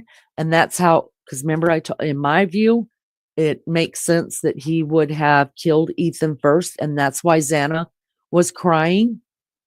The whimpering that DM said that she heard in the background, she thought she had heard crying. And I think that's when Xana got out of bed and she barricaded herself. She had nowhere to go. Ethan was right out there. I think Ethan was in between the bedroom and the bathroom, kind of wherever he made it. And I think Xana had nowhere to go. And so she jumped out of bed and got into the wall and, backed herself up into a corner. And that's where she was killed. And that's why there's blood coming outside of the house. So let's just picture this. He watched all the lights get shut off. He didn't know about the food delivery thing happening. He thought he could just kill Maddie, slip out, it be done and over with. He brought the kill kit with him, say some kind of something that looks like a vacuum, because he planned on just stripping down. Because remember, he has to get in his car now with blood on him. He had blood on him. So he planned on stripping down the knife, the everything, throw it all into whatever looked like the vacuum that he's already got a place to dispose of it at. And everybody messed up his plan, right? So he ended up having to kill 3 more people than he thought he was going to. Hence why the knife sheath was left there. His plan didn't go according to plan. And he definitely didn't think he was going to run into Ethan. And he got Ethan, and Xana watched it, and she, what do you do?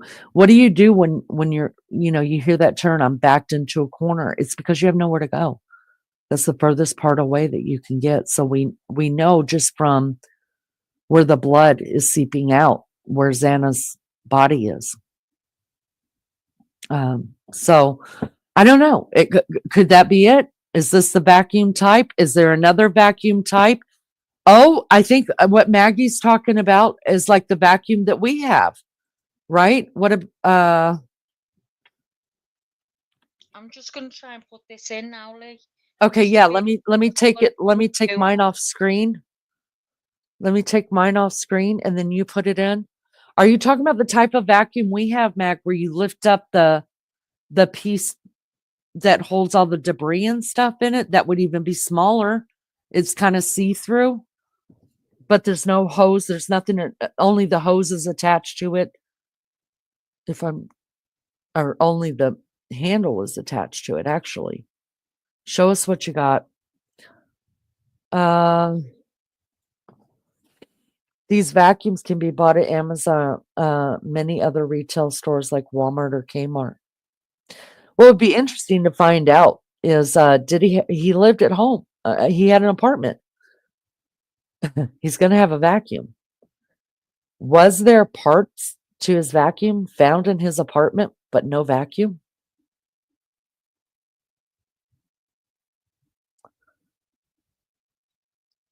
Lunch Lady says, look at keyboard vacuums. Yeah.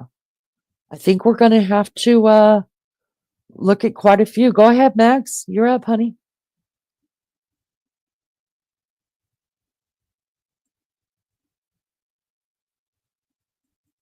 She's putting something on the screen right now. Brian would know about trace evidence vacuum. Exactly. And we know he had a plan.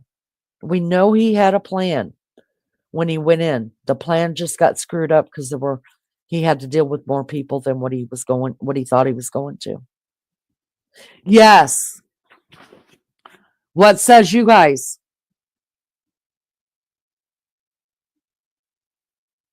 Vacuum type object.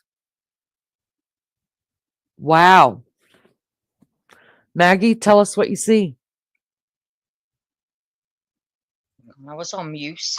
Well, I'm just thinking, if, like you said, if it's an old doll, and say he's holding that bag and everything is coming to the end, so it's pointing more down. Does it look to her like he's holding some type of vacuum? I don't know. And could he have had the vacuum bag in his other hand? What was in his other hand? Sticking out the bag? Yeah. Sticking out one end of the bag? Or did it happen so fast that he had something else in his other hand? Who knows? Who knows? Maybe But with things poking out. And he's got that vacuum there, and it's sticking out the ends. He hasn't been able to zip it right up, and it's tilted down the bag, and it just looks like some type of vacuum to it.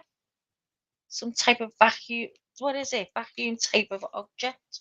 Vacuum type object. Yes. Yeah. Could it have been an actual trace evidence vacuum?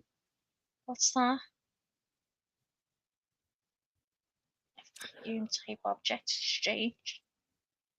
RC, they are saying that the 4 people were killed with a K-bar knife. It's a very specific statement. Yes. Yes. Now see, that's why you got to go back over it and just dig, because now we're going a totally different way. Like she said, like you guys said, she said vacuum for a reason. Vacuum type, yeah. Vacuum type object. So did he have something sticking out the bag as he's carrying it? It's like, I'm sure it's going to be really dark there because of the hour. She never had any lights on because he didn't see her. Crazy. And there mustn't have been any lights because she could only see his eyes from whatever bit of light was coming in, or she had on, I don't know. Could it have that have been sticking out? Like you say, he's had a kit ready. He was ready to dispose of everything. Yeah, I agree. So, I think his plan was, the reason why he brought the kill kit is that he was going to completely strip down and shove all that. And I think he did, but I think he thought he would have more time. I don't even know, RC, if it was to clean up blood. I don't even know if he has a vacuum. We haven't got. It's just the girl said she's seen him with a vacuum type object. Lulu, good point. Maybe that's why he dropped the sheath. He thought it was in the bag. Could it be a bag with things poking out in a rush? Yeah. Yeah. You're right, Pink Fan. You're exactly right. That's the way the K-bar knives are.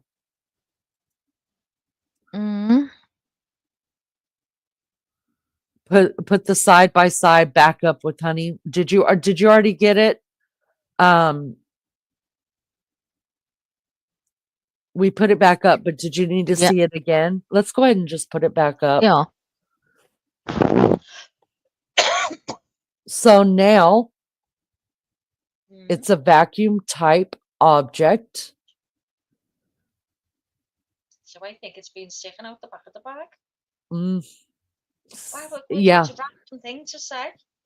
So it's got to have something to do with a vacuum. yeah, So he's been vacuum throwing type. everything in the bag, like quick as he's been coming down them stairs and been holding it by the handles, and it looks like it's some type of vacuum thing, doesn't it? Because you can see that part of the machinery and he's holding it by the handles. Who knows? It's the only explanation, because why would you say that of all things? Well, RC says if it was dark, she probably saw a shadow, and of course, the first thing probably came to her brain was it looks like a vacuum cleaner part, but it could have been a knife. Yes, That's what we and said, that's yeah.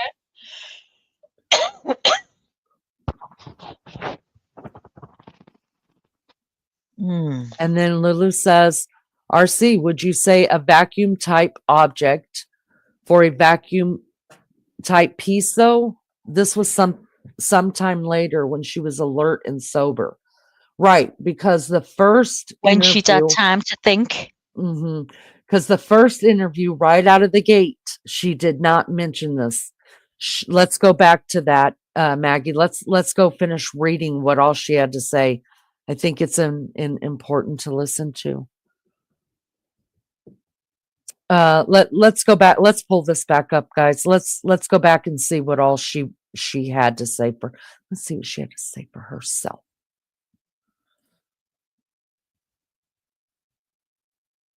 Maybe it'll jog our brains some more. All right. When these Exhibit A's were submitted in support of search warrant applications, DM had sat for at least 3 interviews with law enforcement. 2 on November 13th, 2022, 1 with Officer Nunes, and later with Detective Mowry. Pardon me. And 1 on November 17th, which was 4 days later, with Detective Gooch.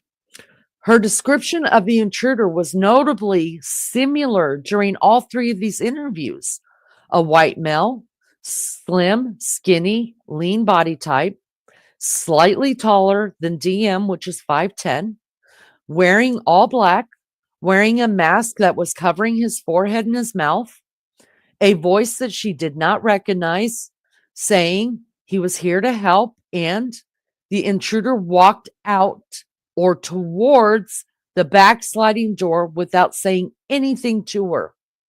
While she did not tell Officer Nunes, who was the first person to interview her, that she noticed the intruder carrying, so he was carrying it, a vacuum type object in his hand, she did convey that information to Detective Mowry later that day, as well as Detective Gooch a few days after that.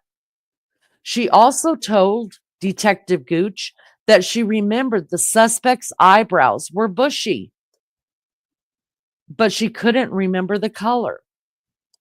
DM likewise told Detective Mowry she could not remember the color of his eyebrows. So see, only 2 times she mentioned that. Not all 3 heard that. Only one of them heard about the eyebrows. So see, they took all 3 statements and put together what they thought the magistrate would need to know. More importantly, not only are DM statements consistent with each other with regard to the intruder's description, they were accurately included by law enforcement in the Exhibit A set forth above. There is not one statement in the affidavits regarding the intruder that cannot be traced directly to DM's words. Consequently, defendant has not demonstrated the intentional or reckless false statement or omission of material exculpatory fact with regard to law enforcement's recounting of DM's descriptions of the suspect. Now let's go down and see exactly what she says, okay? Defendant also asserts that Exhibit A watered down, they just took bits and pieces of it. They didn't give it all to you. A watered down DM statements about hearing Kaylee Goncalves. Oh, wait. Wait. Did you guys hear that? A watered down DM statements about hearing Kaylee Goncalves around the times of the homicide. You guys, a watered down, that means that they didn't give all of the information in the statement Oh my as to God. what she heard Kaylee say. Oh, So it's not word for no, word. for words. That's what they watered it down to, that she said she thought she heard Kaylee say someone's here. That doesn't mean that those are the actual Exact words. word that she used. They watered them down. Plus, they're not giving us everything she said. Oh, goodness. Mm. According to defendant, DM was unequivocal in her 3 interviews when she reported that approximately at 4 a.m., she heard Miss Goncalves walk upstairs with her dog before running back down the stairs saying someone's here.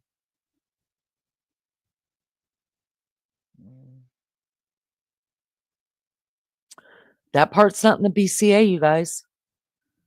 That she heard her go upstairs with the dog. She heard her, come on, Murphy. Yeah. And then she heard her come back down and Back say, down. someone's here.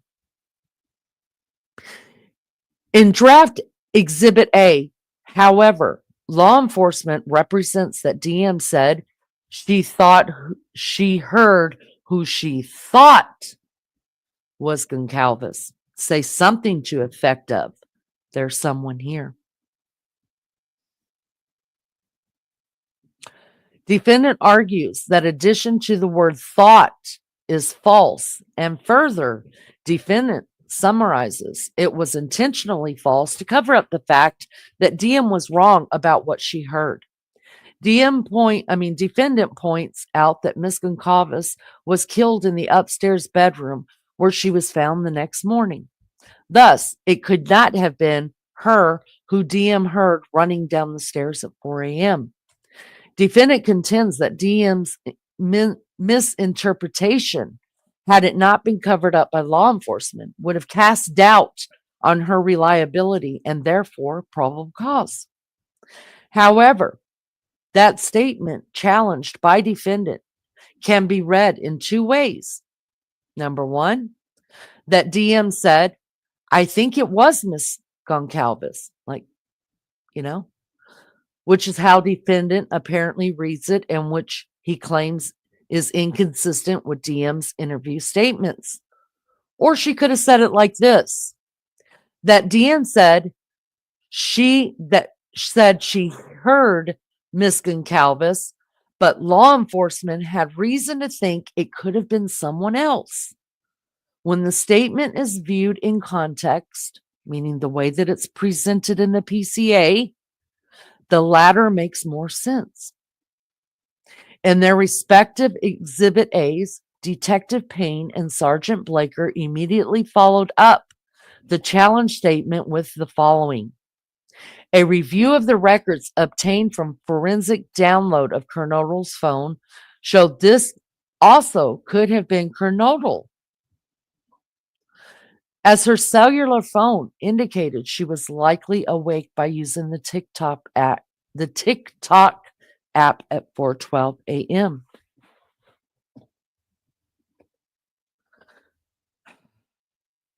Through this explanation, Payne and Blaker are effectively conveying to the magistrate why they believe DM's statement of who she heard was questionable.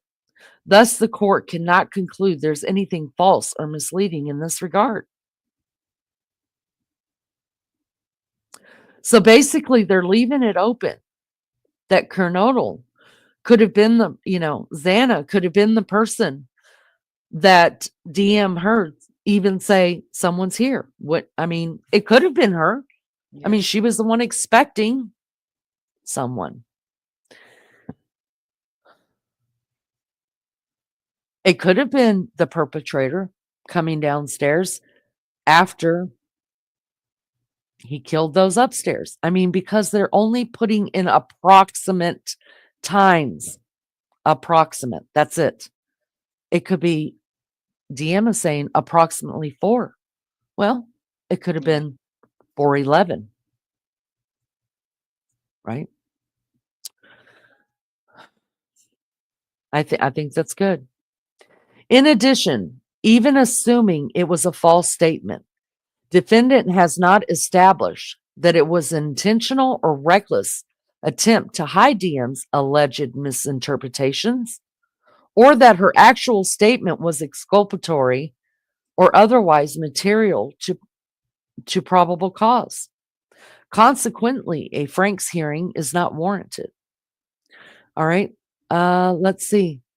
Here's where there is no evidence law enforcement intentionally or recklessly omitted information bearing on DM's reliability or that such omissions were material to the probable cause. Defendant next asserts that the defendant being Brian Koberger next asserts that the probable cause statements omitted, kept out, important information bearing on DM's reliability. I'm just going to use the names, and that way we know who they're talking about, what they're talking about. Brian Koberger notes that Dylan Mortensen qualified her interview statements on several occasions by questioning her memory of the event. For example, she told Detective Mowry, and remember, Detective Mowry was number 2, her second interview. Everything was kind of blurry. Like I don't fully remember it, I would say. A few days later, while recounting the events to Detective Gooch, which was her third interview, 4 days later, she says, again, I believe I was so very drunk. I don't know how much of this is real. Like, I don't know if my mind was like doing whatever. I don't know any of it. Like half of the stuff, I don't know if it's a dream or if it's real. I just have no clue. Well, right there, she's telling you she fell asleep again.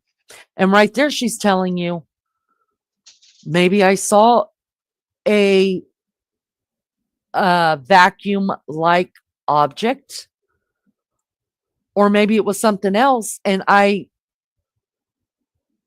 don't know anymore. I don't know what I saw.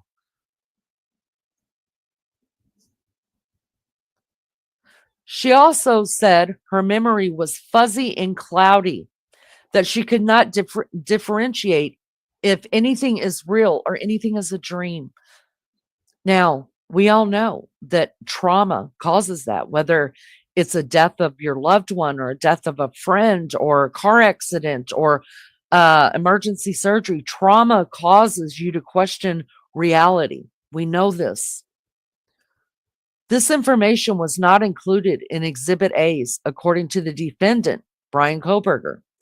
This information was crucial to allow the magistrate to properly evaluate Dylan Mortensen's reliability, and its omission was material and exculpatory, meaning that if they had put all of that into the PCA, the magistrate might have said, she's too off balance, she's too wishy-washy, you cannot use her in the probable cause because there's too many things going on here with her story.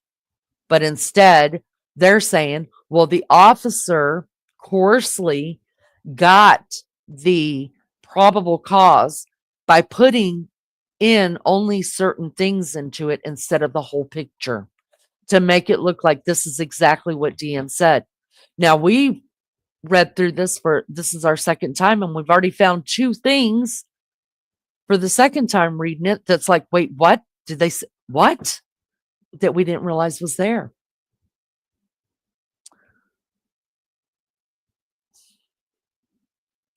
All right. So, of course, all these little things, see? all these little Think you've things, they read add it, up. and then Yeah.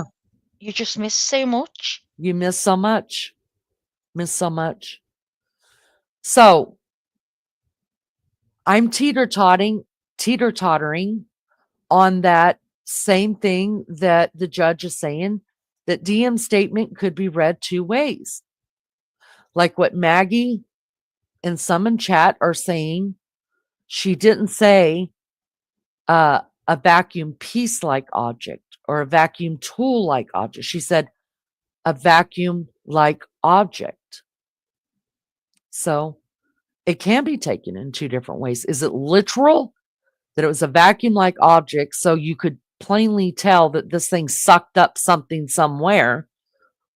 Or is it a vacuum tool and she just didn't use the right words? Who knows? We're not going to know until we get, because, these little things that they're putting in here, the little synopsis of what she said to the first investigator, then the second investigator, then the third. Y'all, these were, they sat for hours. There's the whole transcript that we haven't heard. Right? She sat for hours on at least 3 different occasions with them picking her brain.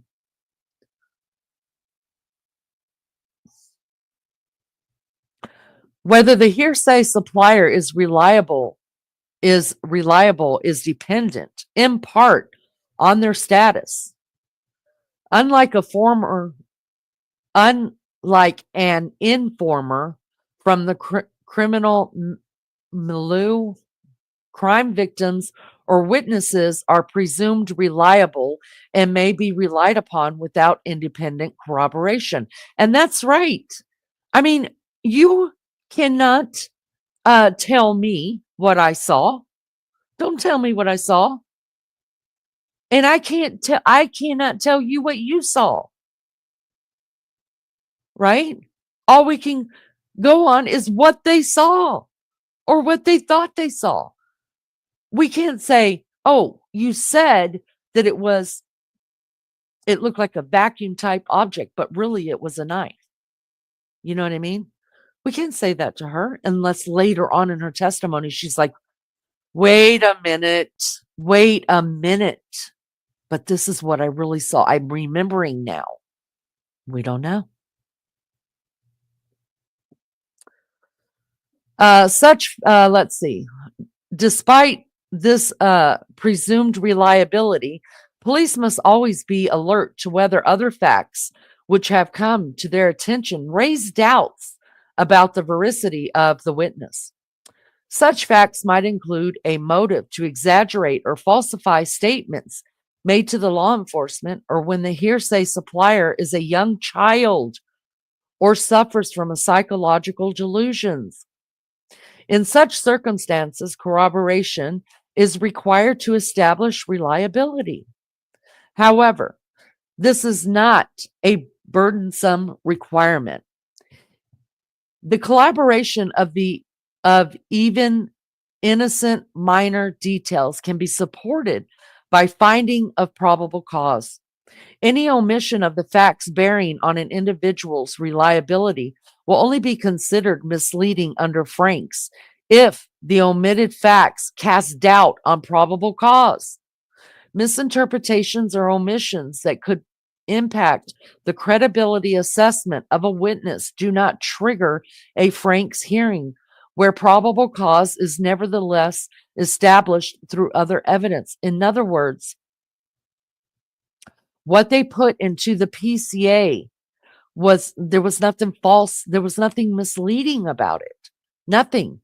Those are her words that she used in 3 separate occasions with 3 separate men who came together to collaborate what she had to say, to put enough truths together to give the truth, to get an arrest warrant. Does that make sense? None of DM's qualifications during her interviews reasonably place her presumed reliability in dispute. Why? Because for the most part, all 3 of the detectives who interviewed her give the same description that she gave to him.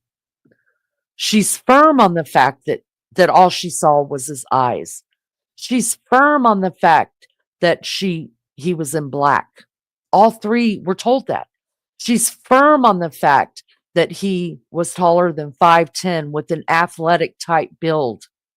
All three of them heard that.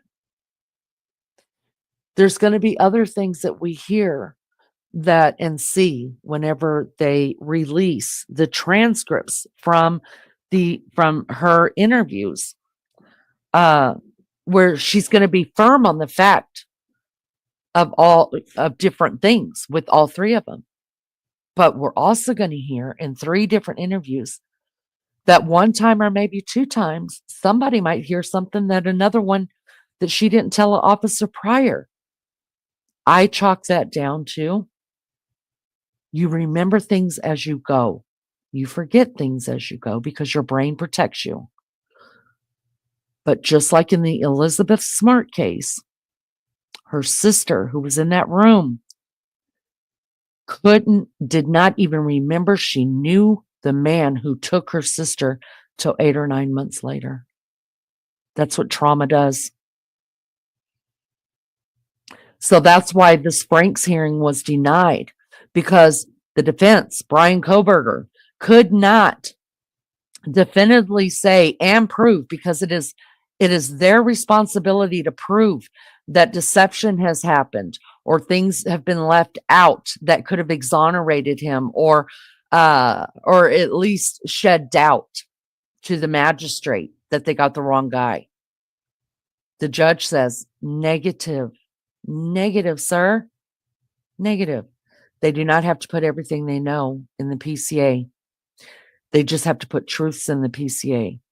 And the corroboration between these 3 men put in the PCA what all 3 of them were told on 3 different occasions by an eyewitness. That's probability. That's what it boils down to, folks. There was other evidence included in the exhibit as the corroborator, as that corroborated her account.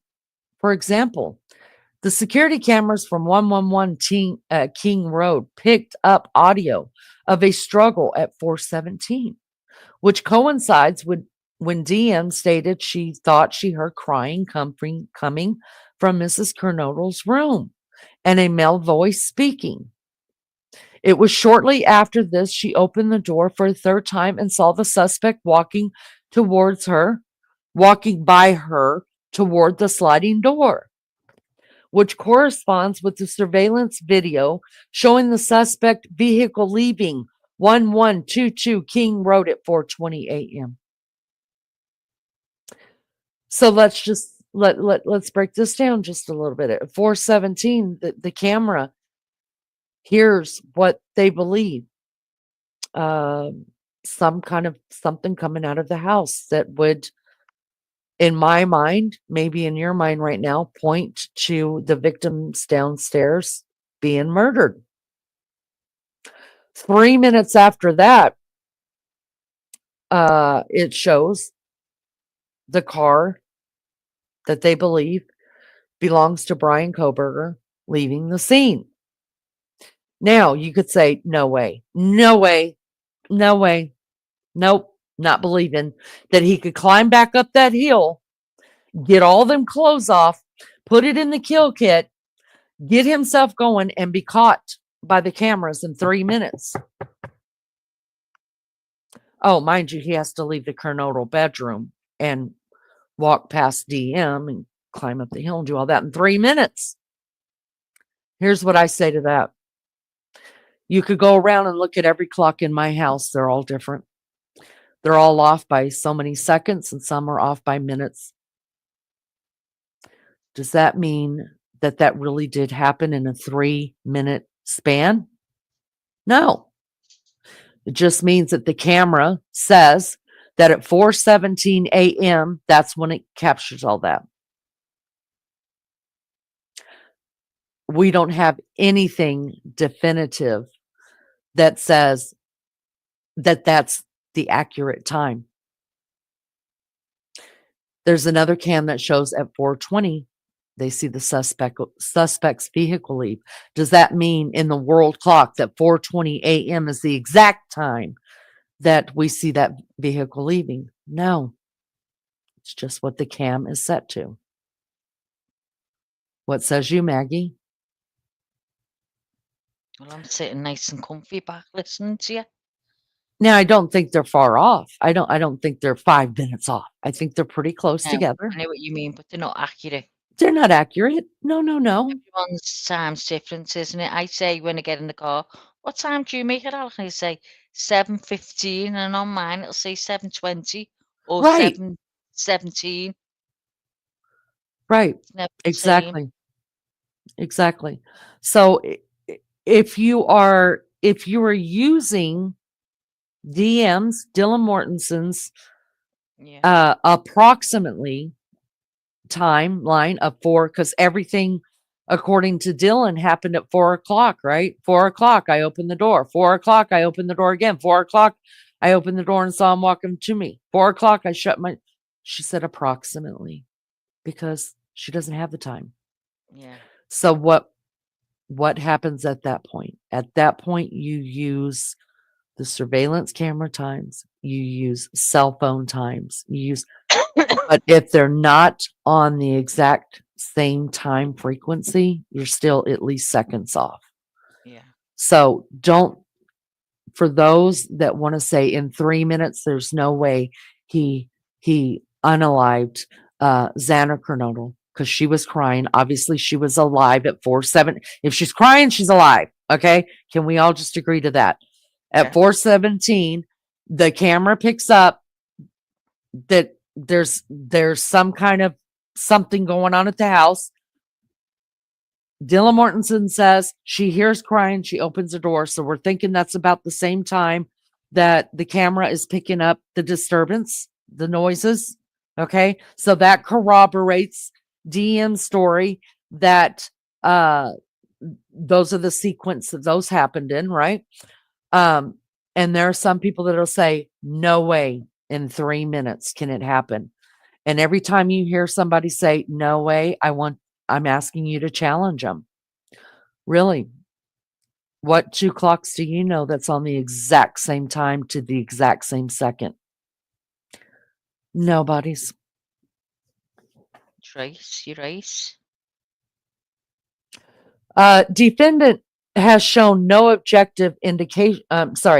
Brian Koberger has shown no objective identification or indication that Dylan Mortenson's interview statements were unreliable, particularly given the other corroborating evidence. And therefore, there's no reason law enforcement to include her qualifications in the affidavit.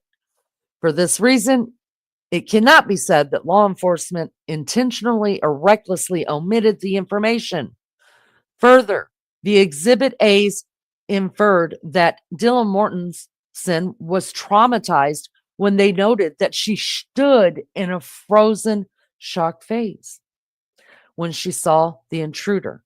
Now, I want to get back to this. You will hear people say that Dylan Morton said that she stood there. Well, how much time did she stand there in a frozen shock shape? She didn't stand there for 9 hours. Nobody said she did. Yeah. Nobody said that, because she clearly states she saw him walking towards the back door and she shut her door and locked it. Okay.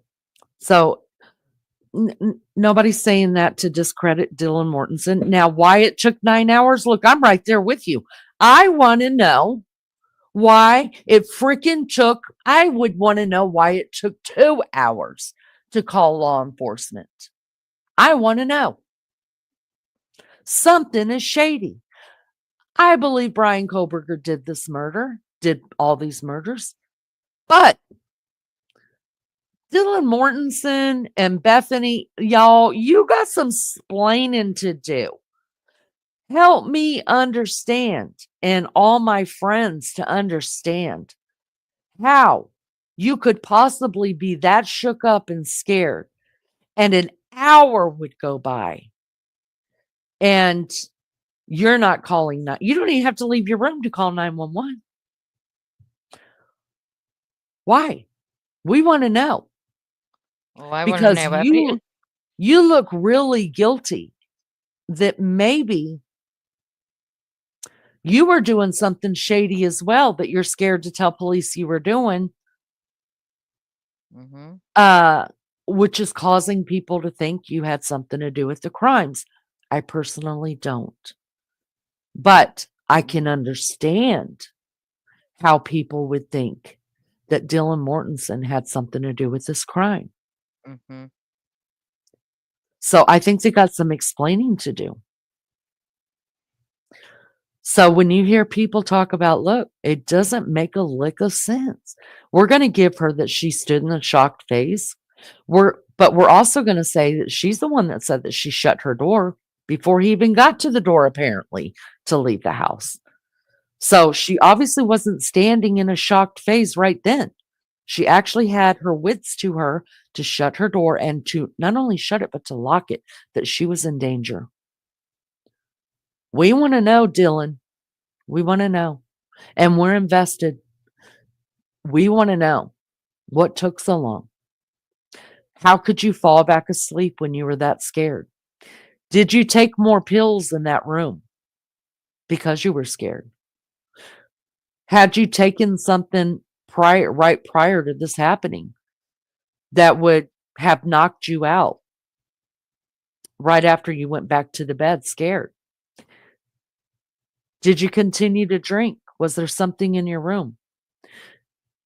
Did in those hours that your friends or people, acquaintances that knew the victims talked about on 48 hours, they came out and said, we knew at 8 o'clock in the morning that something had happened. A vandal alert went out. And if the vandal alert went out, this is the problem that I have with the people that go on TV and say, look, we knew at 8 o'clock in the morning. If a vandal alert went out, a vandal alert went out through the school, right? Those are, you know, that would be the ones responsible for sending that out, that, there was, stay away from this road, this house, blah, blah, blah, lock your doors, blah, blah, blah, whatever the vandal alert said. The very next thing you would think somebody would do that sent out the vandal alert was to notify 911. So I think there's been a mix in exactly what time people were getting messages about the murders. But Dylan, Bethany, y'all got some explaining to do, especially Dylan. I want to know how Yeah, we 9 all hours know. went by. We all I want to want to, know. and nobody's going to arrest you. Yeah, what's done is done. If you're an addict, it's what's done is done. I hope you're getting help. But did you call people over? Dylan, I want to know, did you call people over? These are questions that have to be asked, you guys, no matter who I believe to be guilty. This is relevant. I want to know, did she call people over prior and said, get this out of the house, get this out of the house, get this out of the house? Because when the cops come in here and see all this paraphernalia in here, we're going to all get arrested. Yes, I understand. There's our friends are dead. I get that. But they're dead and we're going to jail. Is that what happened? We want to know. Here's the other thing. The police said that when he first entered the King Road residence, upon getting the call, that there was a thick smell of death, meaning you could smell the blood. Say that again, Lee. That there was a thick smell of death. Who said it? One of the police officers. I'll have to, I'll find, let me write that down and bring it up. Now, a police officer is trained to smell certain things, but I've raised enough kids. I think I know what blood smells like. Mm-mm. You guys know what blood smells like. If 4 people are bleeding out, I'm pretty sure you're going to be like, well, wait, what's happened? Why is there? So even if you went to go, Dylan's handing stuff out the doors to you, or out the windows, or what, I don't know if it happened, but if it did happen, Mm. there's no reason why you didn't smell 4 people that were bleeding out. And we know they bled out. We know that. Wasn't it Ethan that was almost completely decapitated? We can see that uh, Xana bled out. I mean, there was enough blood to make it run down the wall, go outside. Mm. Kaylee had the worst of injuries. So if Ethan looked like that and Xana looked like that, Kaylee had to look rough, real Yeah. rough, so rough that they cremated her. The parents never saw her again. Oh. Because I'm going to tell you what, if that was my child, and I'm in to 2 different cases right now with court TV that I never watched until they came to trial because I like being the 13th juror, as I said. Um, the daughter that was killed in one of the cases, her mother said to her, I want to see my child, even though she was shot in the face. Yeah.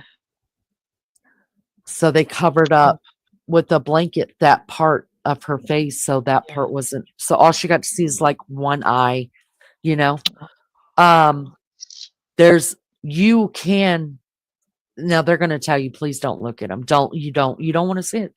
But there are people like me that would say, you damn right I want to see if that's my baby. And yeah. I will be the one to stand there and watch and make sure that the ashes that are handed to me are mine, my babies, my mamas, my sisters. I will follow those ashes back to my home and make sure, because you always see every day shit happens out there. Bodies are being taken, body parts are being taken, ashes are being distributed to people that aren't there. Ashes happens every day. If I had known, I could have followed my mother's. I couldn't with my sister because of COVID, but I could have followed my mother's body. I would have done it. Mm. I would have done it. There are people like me, like Maggie, who looked at her babies. You want to see your babies. And Yeah. I would have. And I believe that they were probably told, you don't want to see this. You don't want to see it. Because Steve was the voice of reason. Kaylee Goncalves' dad was the voice of reason and said, we're not going to the house. Told his wife, because his wife was like, let's get our shit together. We got to go. He's like, no, we're not. She's gone. There's nothing we can do. God. The police are not going to let us in that house, and they have work to do. We've got a killer to find. Now, my husband would have tried that shit with me. My son, my kids would have Me tried that too. shit with me. Wouldn't Y'all have. don't know. I will floor all them bitches. They know it. And I'd be in my car and I'd be fucking out of there. Nobody tells me. You don't tell me what to do. Especially when it comes to stuff like that.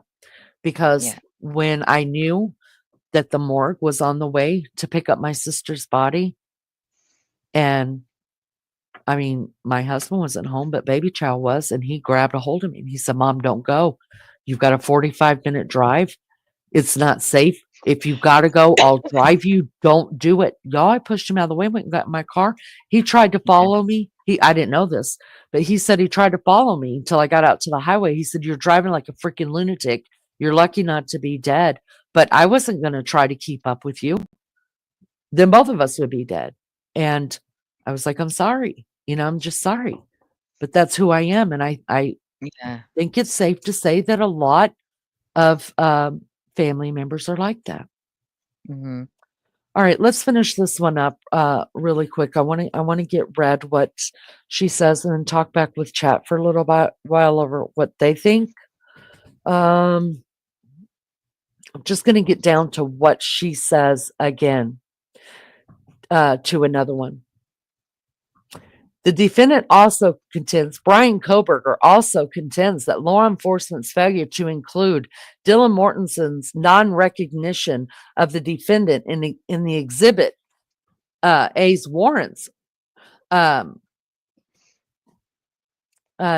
has shown defendant's mugshot and asked by Detective Blake. There you go, guys. We just heard another name. They only told us about 3 times that she was interviewed. We just now read there's another detective.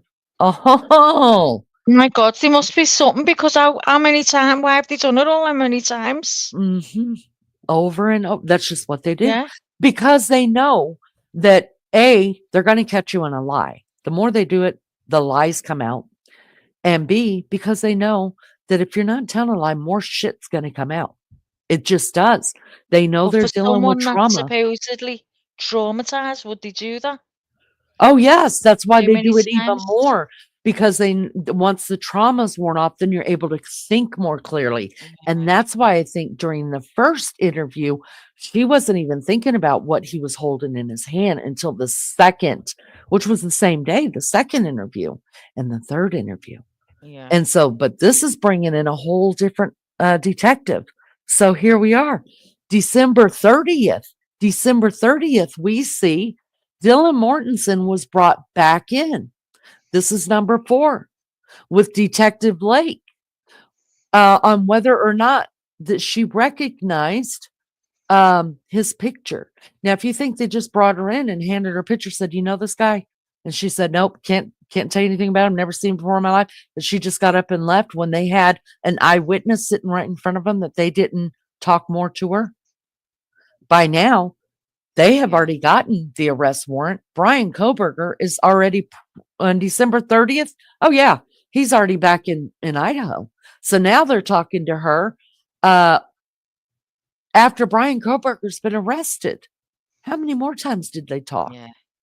And this is what she says to Detective Blake. I have no clue from what I remember. I just remember seeing this figure that was more like a skinnier tone build and some mask on. I don't know if it was covering his mouth or his nose or below his mouth and his nose. I just remember he was white, but I didn't know how he was white. I just knew he was. And he looked at me because, and I knew he looked at me because of the bushy eyebrows.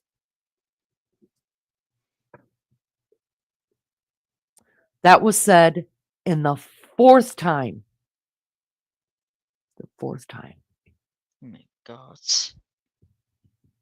And in this time, now there's a lot more, like I said, that's not going to be put into any of this. I'm wondering if she told him, hey, did she change her story and say, you know what? That wasn't a vacuum-like object. That was this. I think it was this. It was probably. Yeah, that's what I mean. Did she say that? I think I got it wrong. I think it could have been. Oh, I don't know. No, it's not about you being wrong. It's about what she says at different times that she's remembering and then discrediting. Yeah. You know what I mean? So we're just like reading a book.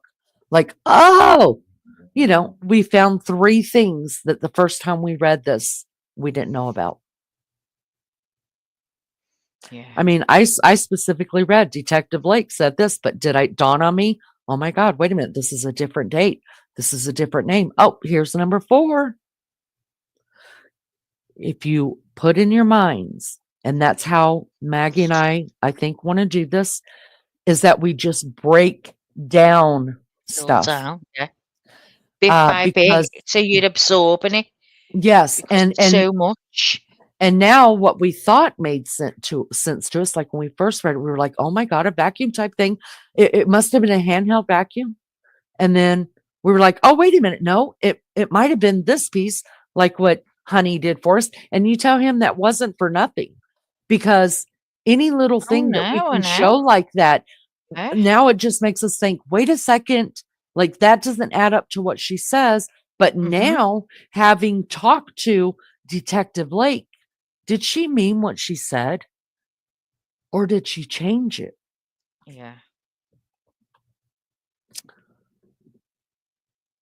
What says you guys? What says you? I'm blown away. I'm blown away that there's so much. You I'm more just mixed up than ever, but right. more thinking about it. Oh, I don't know. Mm-hmm. Right. But that's, first of all, the if the defense is a good defense, they're going to mess us up. They're going to muddy the waters. They're going to make us try to make us they're going to read something a certain way that may not have been meant to be read that way, but it's going to be read that way because it casts doubt. That's a good. I don't like her, but damn, she's good. Okay? And it's not that I just don't like her. I struggle with people that can separate morals. And, for me, I'd be like, no, man, he's guilty. I'm not representing him. But there are people that can, and I struggle with integrity when it comes to that kind of stuff. It's a job to them. And for me, I'm just like, nah, no, I can't do that because I'm not going to lie like that for somebody who I can clearly see is a murderer. And I'm not helping him get off. Somebody else can do it. She's damn good. She's damn good. And like I said, I'll put in the description what came out yesterday, where the closed hearing for the Franks. All we got was we got the transcripts. We got pieces of it through the judge's answer to the Franks motion. But now they're putting out the transcripts of what happened during that closed hearing. And I believe that the reason that was all the defense, guys, they're the ones that wanted it released.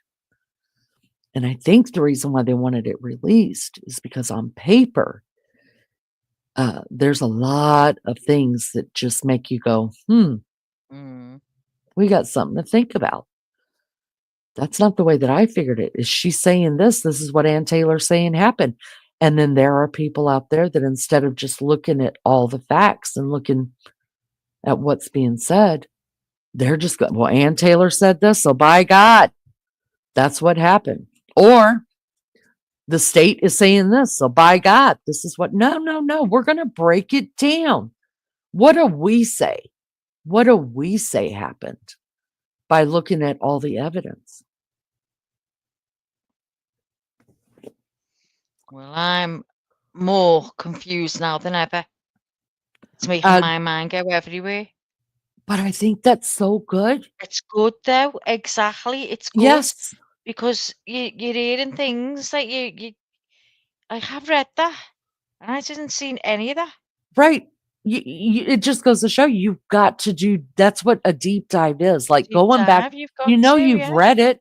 You've read it, but what'd you get from it? We just pulled in that short little synopsis that I read. We pulled 3 things out that none of us even thought about or really grasped from the first reading. No, not grasped at all.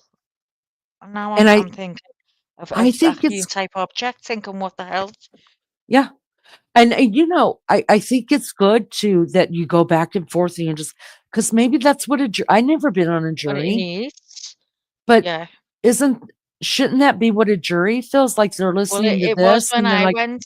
You go through all of it. You've got to go you can go right to the beginning uh-huh. again. When people say, "Well, what about this, that," and then so you've got to go and look at that again. And then Over eventually, and over. like you can decipher, I think, what's crap and what's not, right? Yeah.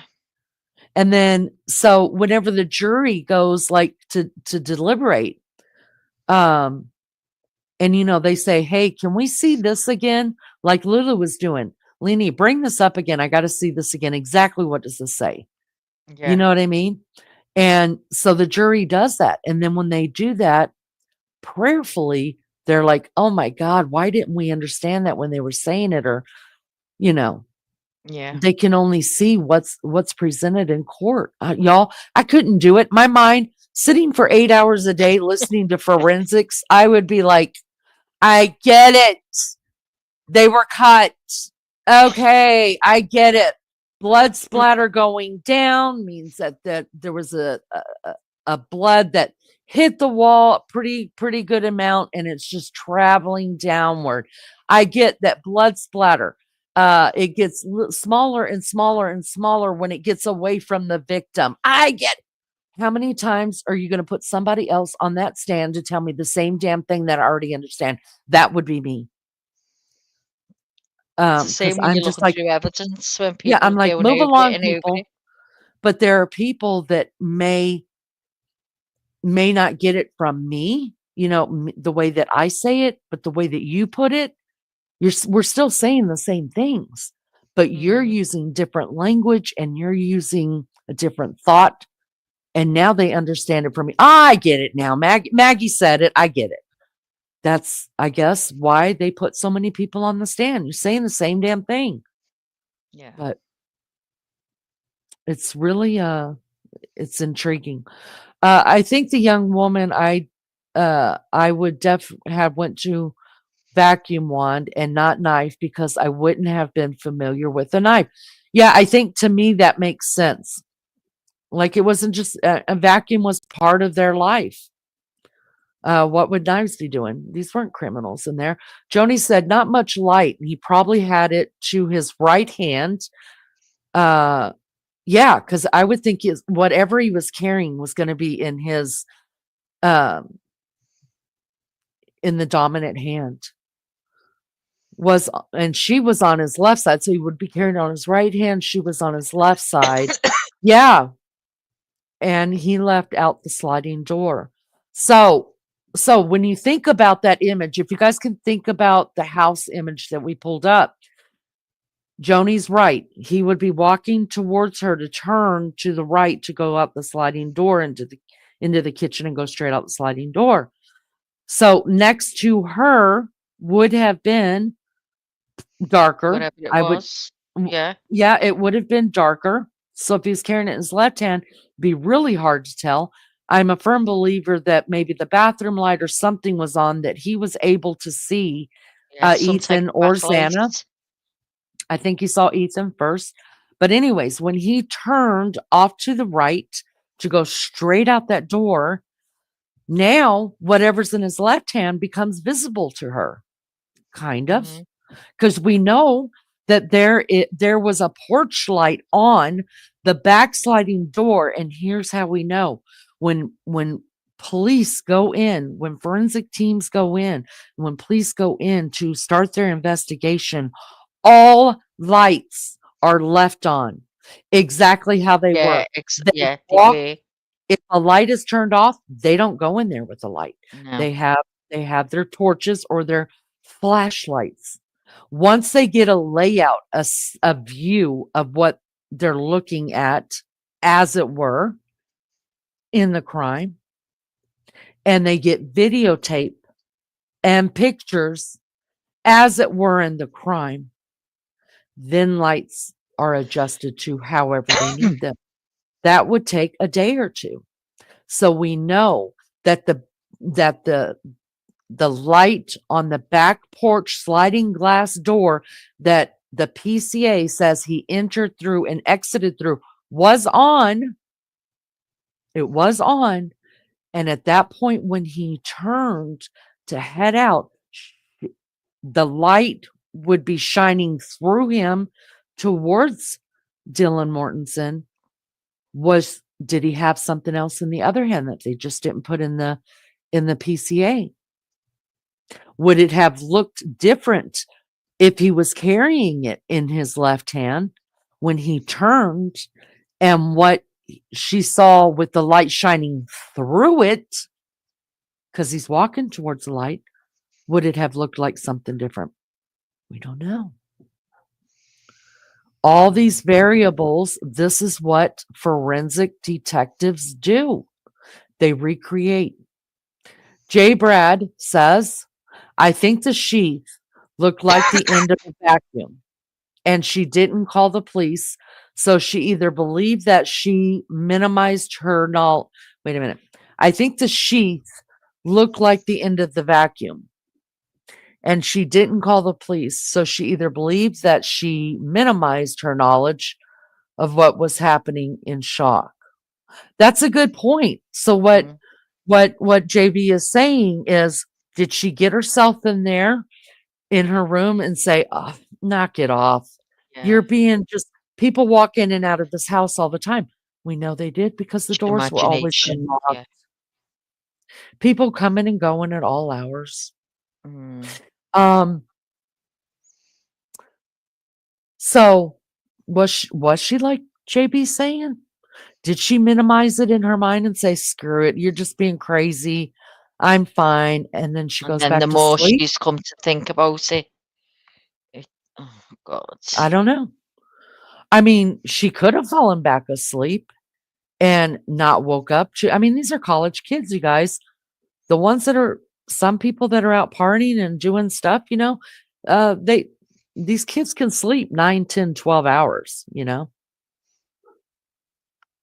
And this was also Sunday night. So who knows what, they were coming off a weekend of partying, right? They had their football game. They had things going on with the fraternities and the sororities. There was a lot of partying. This is Sunday night. It's time for everybody to chill and relax or just wore out. It doesn't give an account to where DM or Bethany was leading up to whenever the victims got home. Where were they hanging out? Were they home all night? Did they actually go to a sorority party and stay there and get drunk and high and whatever else people do? And did she minimize it like JB says she could have and say, "Oh, fuck you, I'm going to sleep, pass out"? We don't know. No. JB says, What I Lulu know. says, JB, the statement about the vac was made by DM later. Wouldn't her wording have been a bit clearer? Well, we don't know if it was, right? Because they're not putting everything in there. And who knows? When she told the two investigators, because she didn't tell the first one, right? When she told the last two, the two investigators about it, maybe that's just when she was remembering it and how she did remember it. Maybe that's her story and she's sticking to it. But who knows? We're gonna have to see transcripts and see body cam footage. We're gonna see all that at trial, you guys. Oh, let's hope it goes to trial for me. I We need to we know. need this to go to trial. Joni says, Jay Brad, I think you're right, except he left the sheath upstairs. That's right. So he did not have the sheath with them. So it would have had to been the knife. Yeah. But he forgot it, I guess. Yeah. I think it was, I just think that was all in the, that crime did not happen the way that he thought it was going to happen. I just don't. Listen, a lot of people will tell you, nobody will go in and kill 4 people at once in a secluded house like that. When there's that many people, that many friends that could have walked in, nobody would have killed 4 people at one time on their first shot. You may be right. That's not what he planned. I think he planned to go kill Maddie. I think he didn't know that Kaylee was in town. Remember, nobody knew Kaylee's car or what it looked like. The car Kaylee drove away in, moving out, was not the car she brought back. She was bringing the car back to show it off. Oh. So he would not have known that Kaylee was there. Then I believe he watched all the lights get turned out. But Xana, how was he to know Xana was still awake on her TikTok, waiting on her food to show up? So he just creeped himself into the damn door because he knows where Dylan's room is. He's not dumb. And he just creeped upstairs. And how was he to know? He could have been committing the murders during the time that Xana was getting her food. And, or that Ethan got up to go. Who said Xana even ate the food? Who says that it wasn't Xana that said somebody's here? Ethan is the one that got out of bed, went and got the DoorDash food, shut the door when he turned to go back to give Xana her food, still in the dark, that he was coming downstairs, and that's when he saw Ethan, and Ethan saw him and took off towards the room, and he caught him. And then Xana jumped out of bed. Nobody's even said that food was consumed. Didn't they say the food was on the counter? No, what they said, and that was an officer saying that. If you remember, that was News Nation, that was YouTubers that were standing outside with high zoomed cameras that could actually see food and drinks on the counter and on the table. Nice. That kitchen wasn't cleaned, you guys. You could actually go back and look at the beginning things where, because like I said, that house, when the detectives walked into that house, nothing could be changed. So the window that was open could not be shut. The curtain that was open could not be shut. Yeah. Until all the pictures were taken, until the police and the investigators walked through it, as it were, until the video was taken. Then the curtains were allowed to be shut. Until then, for those first 2 days, I think it was, the curtains were wide open. People were standing outside, zooming in, and that's how you were able to see the shit in the windows. Nobody has even said that Xana was able to eat her food. Now, that makes a little bit more sense in the timeline to me, that Xana did not eat that food, and that maybe, and we would only know, how would we know? The DoorDash driver will tell us when because he's going on the stand or she's going on the stand, they will tell us. But remember, he's under a gag order too. Can't see a damn thing. He will tell us who answered that door. If Ethan answered that door, I'm telling you right now, Xana did not eat.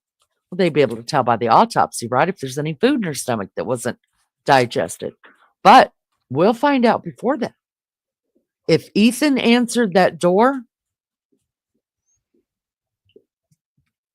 he was killed first, because he would have flipped around. In my view of it, saw him coming down the stairs. Brian has an oh shit moment and goes after. That knows could be in the noise of them running up the stairs and down the stairs again. Yep, exactly. Yeah. There's so much that when I tell you guys, there's so much to deep dive about this case, and why we're doing it every Wednesday is because I totally want to have all of our ears and eyes open. We will have a little bit more than what the jury has because we're going through all the documents. They're not able to go through the documents. They're only going to be able to hear what they hear in court to make their decision. And there's stuff that we're all going to hear together, right? Because there's a lot of stuff that we're not going to know till court. So we'll be hearing it at the same time, and we'll be going, shit, throw that vacuum thing out the window, because that's not at all what she saw. This is what she's saying later in the fourth interview that we just brought up on the 30th of December, where she was shown the picture of Brian. Now at this one, we might find out that she says, it wasn't a vacuum, it was a knife. I'm telling you, it was a knife. We don't know. And we're not going to know unless in these motions that are being put out before the court to try to get things dismissed, the judge has to respond to the motions in writing. And when he responds to them in writing like this and we break them down, maybe he'll put things in there that it's part of the gag order, but he has to use it in order to make a ruling. That's how we found out all this other stuff.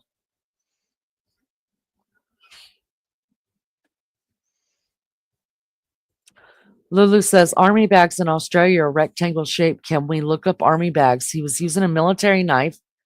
Maybe he used a military bag too. They're like canvas bags. Well, yeah, but I'm telling you, he would have had to get it from, I'm thinking I mean, he wasn't in the military. His dad wasn't in the military. Nobody over there is in the military. He got the K-bar knife. I'm telling you, it's going to come out. He got the K-bar knife from Amazon. Whatever he got for Yeah, his I'd kill seen kit, that. whatever he got from his kill kit, came straight from Amazon. Let me look up that army bag really quick. We're going to close. We can continue this on with next week if you guys want to, because I think there's still so much to talk about. I'll go through all of chat because it's already almost midnight at where Maggie's at and where the UK people are. So why don't we do this? Let's continue where we're at. I will go through chat and Maggie can go through chat when it's posted, like maybe tomorrow or whatever.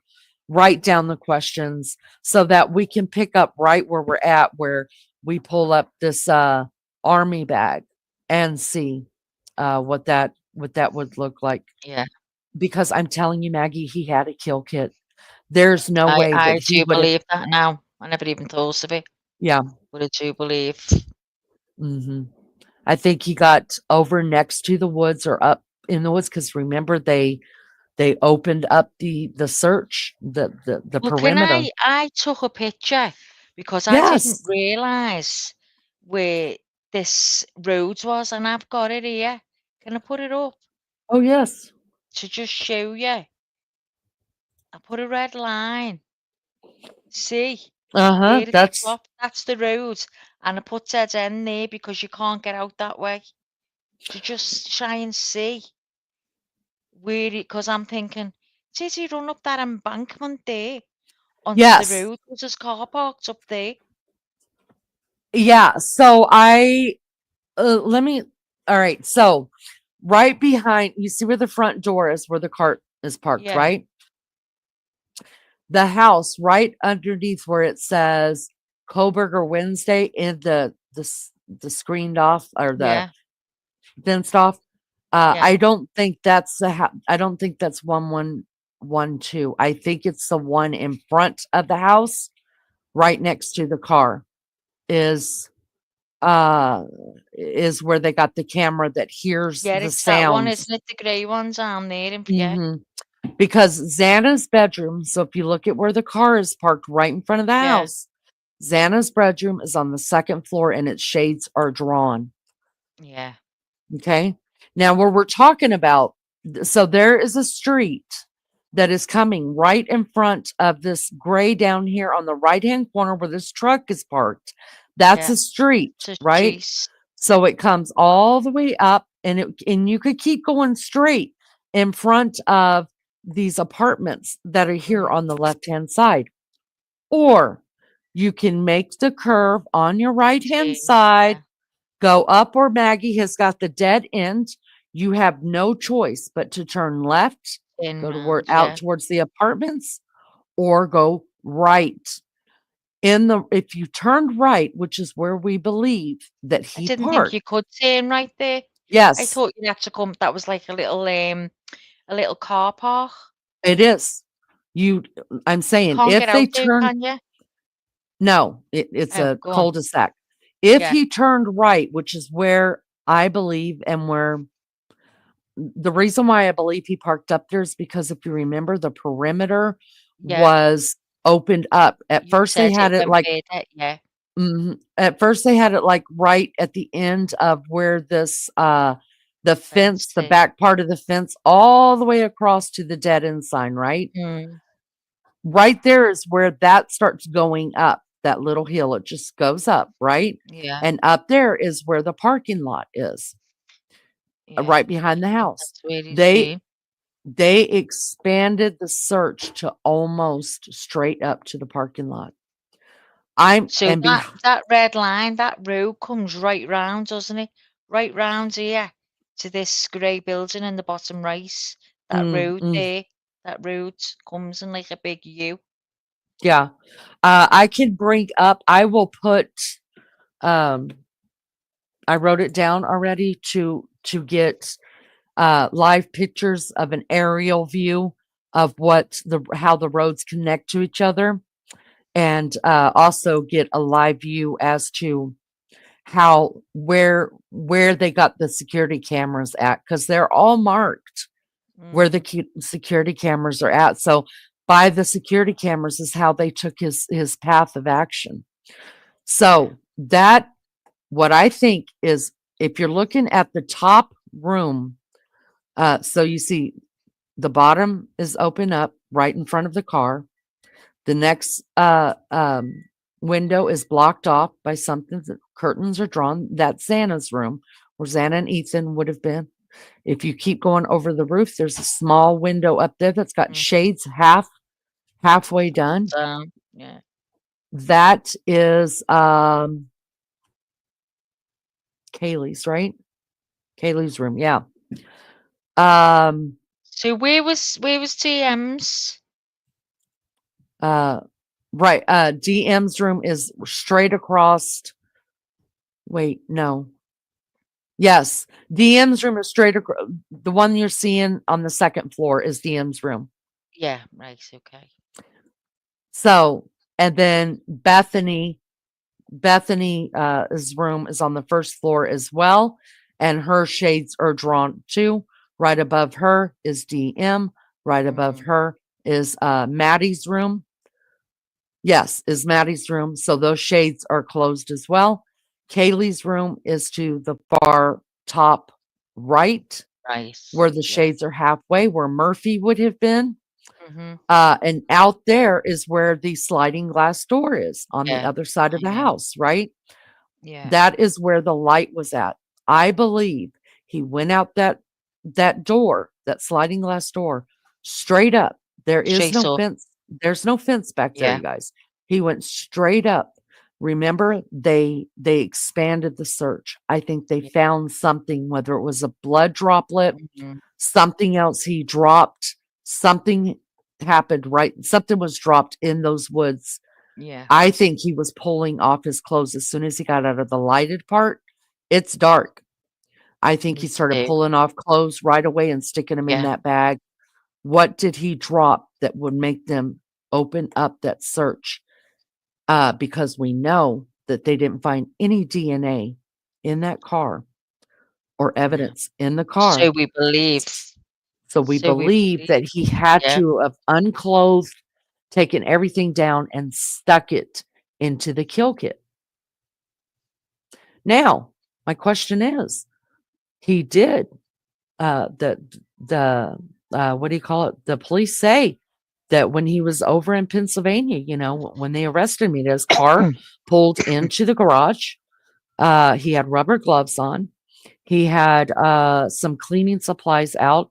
They watched him clean his car, take it out from the garage, throw it away in the neighbor's trash. Was he able to dispose of something? Y'all hear that? Hear it? I don't know if you heard that. That was Newt out there. Do y'all hear that? What's he doing?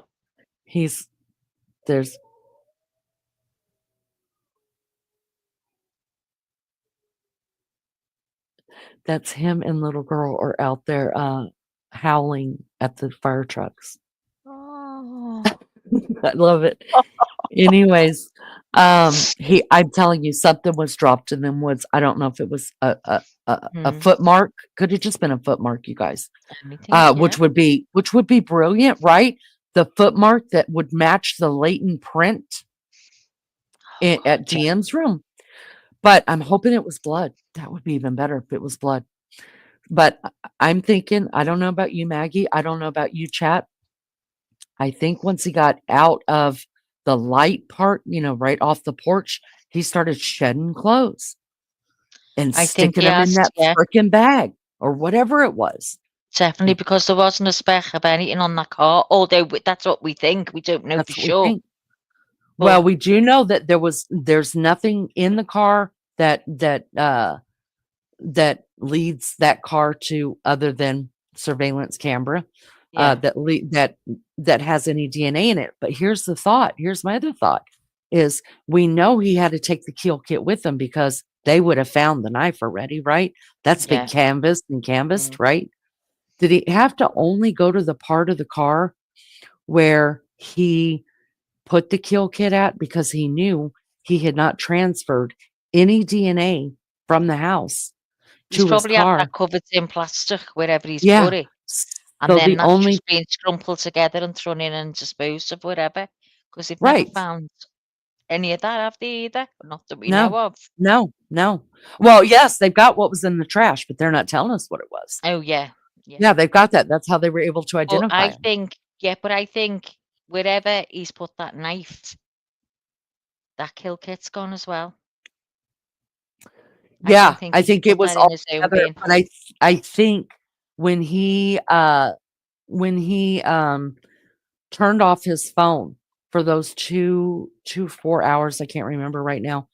I think he already had the place where he was either gonna He's known bury. where he's been going for sure, Yeah, definitely, yeah. it He's had was them all already planned. yeah, Yeah, it was already dug up. It was already somewhere I think it was yeah, north. yeah, I way think he out. went way out Yeah, and, not a place anybody would look. no. And it was either thrown in water. The reason why I don't think it was thrown in water is because a lot of things in water eventually we get. But yeah, But eventually come up, yeah. if you dig it far enough, no animal's gonna get to it. No. And if you put a rock over it, I mean, who knows? There's a And lot if to talk there's about. gonna be blood on something, so animals smell that, and that'll be dug Right, up and right. dragged That's why everywhere. but it depends on how deep, right? They've proven now, you Mm, guys, that we used to bury people 6 feet deep so that animals and smells didn't couldn't smell, come yeah. out. Do you know they don't bury humans 6 feet anymore? It's a proven Right. fact that you only need to be buried less feet than that, Mm, to cover up a smell from animals wow. or decaying bodies. So it wasn't like he had to dig, Mhm. 6 feet down to make sure that animals wouldn't dig it up. Mm. RC said, I have a question. Have they investigate when and at what time did the rest of those students get to their house before it all happened? Yeah, but it's not in the PCA and it hasn't been put in yet. It hasn't been put No. out yet. In fact, the only thing we know for sure about the surviving roommates is that they all got dressed. They all went across the street, straight in front of the house is where Ethan and I think his best friend shared an apartment. They went over there and got that picture that we see all of the roommates and Ethan together of that day that they were killed, where they were all going to the football game. That's the picture that they all took together that they're putting on. That's the last that we have gotten any word on where the surviving roommates were after everybody split up. We know that Ethan and Xana went to a fraternity party. We know that Kaylee and Maddie went to a corner bar and then to a grub truck. There's nowhere in any documentation that tells us where the two surviving roommates, if they were together that night, if they went to there was a sorority party that night. Were they at their sorority parties? We don't know, but I'm sure the police know. Uh, listen, you can't get away from it. You just can't. Is that Nancy's tent there? That was so good. No, but what I will tell you is this. Right here, you guys, where these trash cans are, you know how they're talking about the bloodied glove in the handprint? Well, it doesn't say that it was a bloodied glove.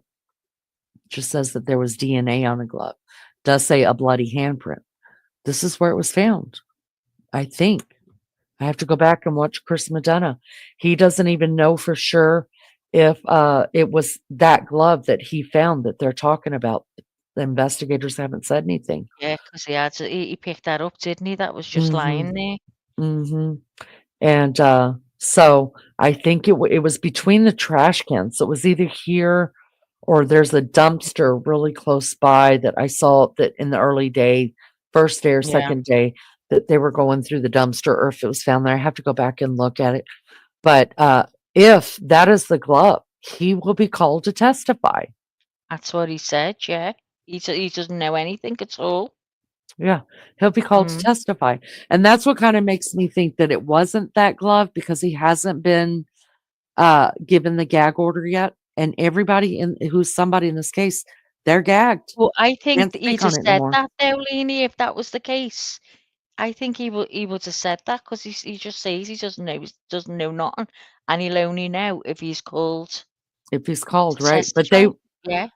But I would think that if he's the one that found the glove, that he would be gagged, because everything is gagged. Everything But is all he gagged. said is he's found a glove. That's all he can say, isn't it?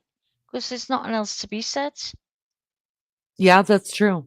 I mean, maybe he won't have the gag order because he's already put it. In fact, it was on a He's live put it stream out when he there. found it. Yeah. Yeah. Um, Exactly. yeah. So I think what we'll do, we've been on this now for about 3.5 hours. Maggie and I will go through. I'm sorry if we missed any of your questions. It's not our intent to do it. I'm gonna get better. I'm gonna get better and better and better at I think answering you're more doing questions in brilliant. chat. And well, I want to really answer more questions in chat than what Yeah. I've been doing. What you could do Please. is have a part of the show where it's just questions and answers if you can. I just think that as deep as we're getting into it, we probably should do another daytime just where we only do questions and answers. I mean, we'll bring up stuff Yeah. if Whatever's been on the day before or something. yeah, if somebody wants to see like a knife sheath, like what does that look like? We could Bring bring it that up up. again, but we're Yeah. only talking in chat, not presenting anything Yeah. else. I think that's Yeah. let's see Yeah, I how think that'd be better. yeah. Yeah. Because people This have got all like little things they want to run by everyone and get their feedback off it, and it's hard, isn't it, when you're trying to read everything and show pictures and answer questions as well. So I think it'd be better maybe even the following day to have your questions and then to oh, ask while it's still Saturday does not work for me, girl. fresh in your memory. I'd have to do it on a That's Monday. Saturday. I would not, because we do this on wait, no, this is Wednesday, so we could do it on Thursday. We could do it on Thursday. Yeah. Yeah, that's a good idea. Why was I thinking it was shit, I I'm don't so know because I screwed up. can't do Saturday anyway. I was I thinking, don't what know. day is she in? You're 5 Yeah, hours behind me. yeah, that might be something that we could do. I'll get with Maggie if she could do it. Then I'm all fine with doing See how many review questions Thursdays or we've got. whatever. And we could just only talk about what all we've brought up and answer Well, questions is to the best of our ability. And well, if we're you not have going to be able to see this chat now because it yeah, goes missing, doesn't it? So it'll have to be tomorrow. I don't know what way you're going to do it, or is everyone just going to remember their own questions? And maybe you want to do a pop-up live, let me know, whatever. I don't know what way you're going to do it.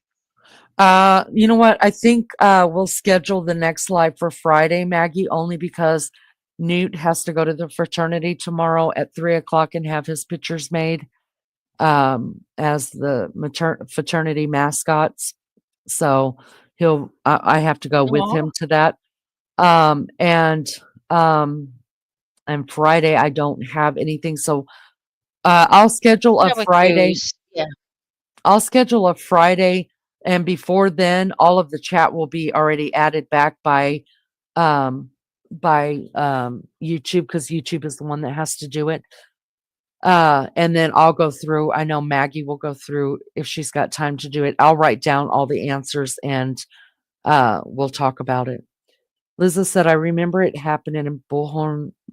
Bullhorn and Olivia went there and filmed live all around the house. Olivia has a very good camera. I will go and look back and see if there's anything of interest. Yeah, I just have to be careful who I use and stuff like that. And I always feel obligated to like tip them if I'm using their stuff. Let's just face it, our channel don't only makes money really through memberships. I mean, really, truly, that's the money we make is through memberships to pay for StreamYard. So it's not a lot that I have to go around. But there's quite a few. Like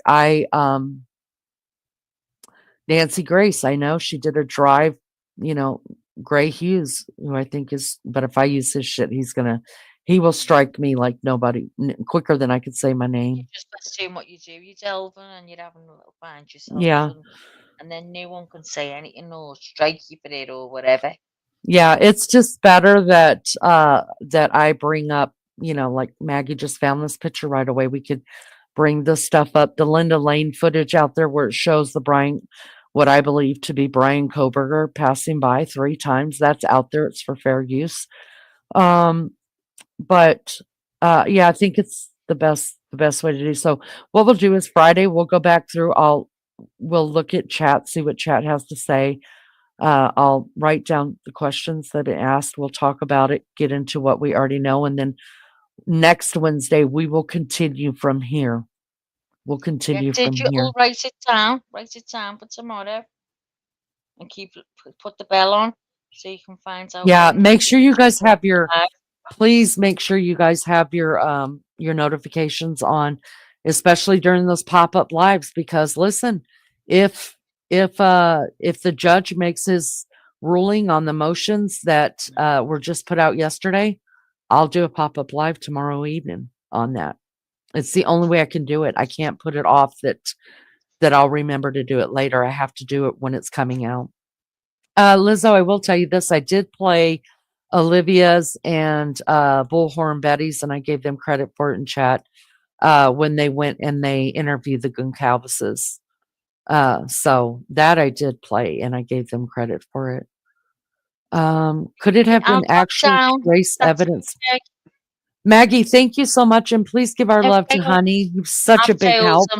I've just told him I'm running it by him to what it could be, like the vacuum bit we were talking about. Yeah, absolutely. All right then, so much. I'll get off and let him get to bed for work. Good night and God bless everyone. Good night. Have a good day if it's your day. Leanie, love you, and I'll speak to you. I'll speak to you tomorrow. My mic was well away then. See you all. See you all soon. Love you all. Take care.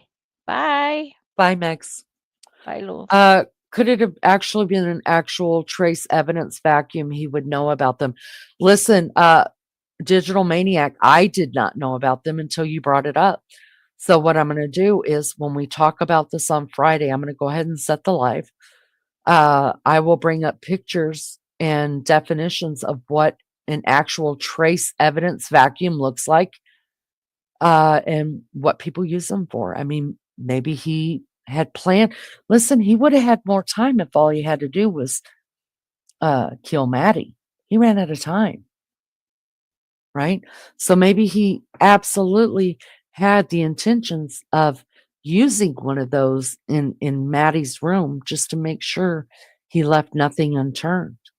But then when he saw Kaylee there and Kaylee woke up and saw him, he was screwed. Changed everything. And I wonder if trace evidence vacuums are as noisy as regular vacuums. We'll have to bring it up. We'll find out. But I'll go through this tomorrow as soon as YouTube puts up all of the comments again. I'll write down every question. We will dive into the questions and pick them apart. Pick apart the questions. Listen, you're not right and I'm not right. And you're not wrong and I'm not wrong. We don't know who's right or wrong until evidence has been brought to trial. And then we could all still be right and have it a different way. Listen, all these are is trying to dissect what we know to be evidence. That's it. And there's nothing, I don't think there's anything wrong with that. That's what detectives do. It's their interpretation of what the evidence show. And that's what I'm trying to do here. I just want to give our interpretation, whether you agree with mine or I agree with yours, of what does the evidence show us. Does that cause for some speculation? Absolutely. But we're not speculating on, because this person in that chat room said it, or that creator said it, then we'll speculate it on that. No, show me some proof of where it's been put out, proven to be fact, and then we could speculate. All right, so have your notifications clicked. Thank you guys for being here so much. It means so much to me and Maggie. I mean, we work at this and we try to come up with great ideas and something different. Maybe it's not different than what other people are doing, but a different perspective. I don't know. But we're not just throwing shit up here. Some things come to us like this picture or a dry vac or a handheld. But for the most part, we are doing our research. We are coming up with stuff. But the fact is, you guys are going to tell us stuff that makes us think like, oh shit, we didn't think about that. Let's bring it up and find out. It's part of investigating, it's being together as a team. So thank you. Thank you for being along for it. Thank you for sticking with us. I know these are long lives and they can get tedious, but I'm super excited. I'm so happy. I love it so much. And thank you for coming along for the ride. I appreciate it. I will see you guys for sure back on Friday to dissect chat. If anything comes out of the motions that were filed yesterday, I'll do a pop-up tomorrow. And then we'll go from there. Appreciate you guys so much. Thank you for being here. Thank you for the input. Keep it coming, guys. Let's get it figured out. And y'all be good or be good at it. If you can't be good at it, can you do me a favor and send me some video? Pictures will do. Video's better. So Maggie and I can have some content. Love you guys. Y'all be good. Talk to you soon. Bye.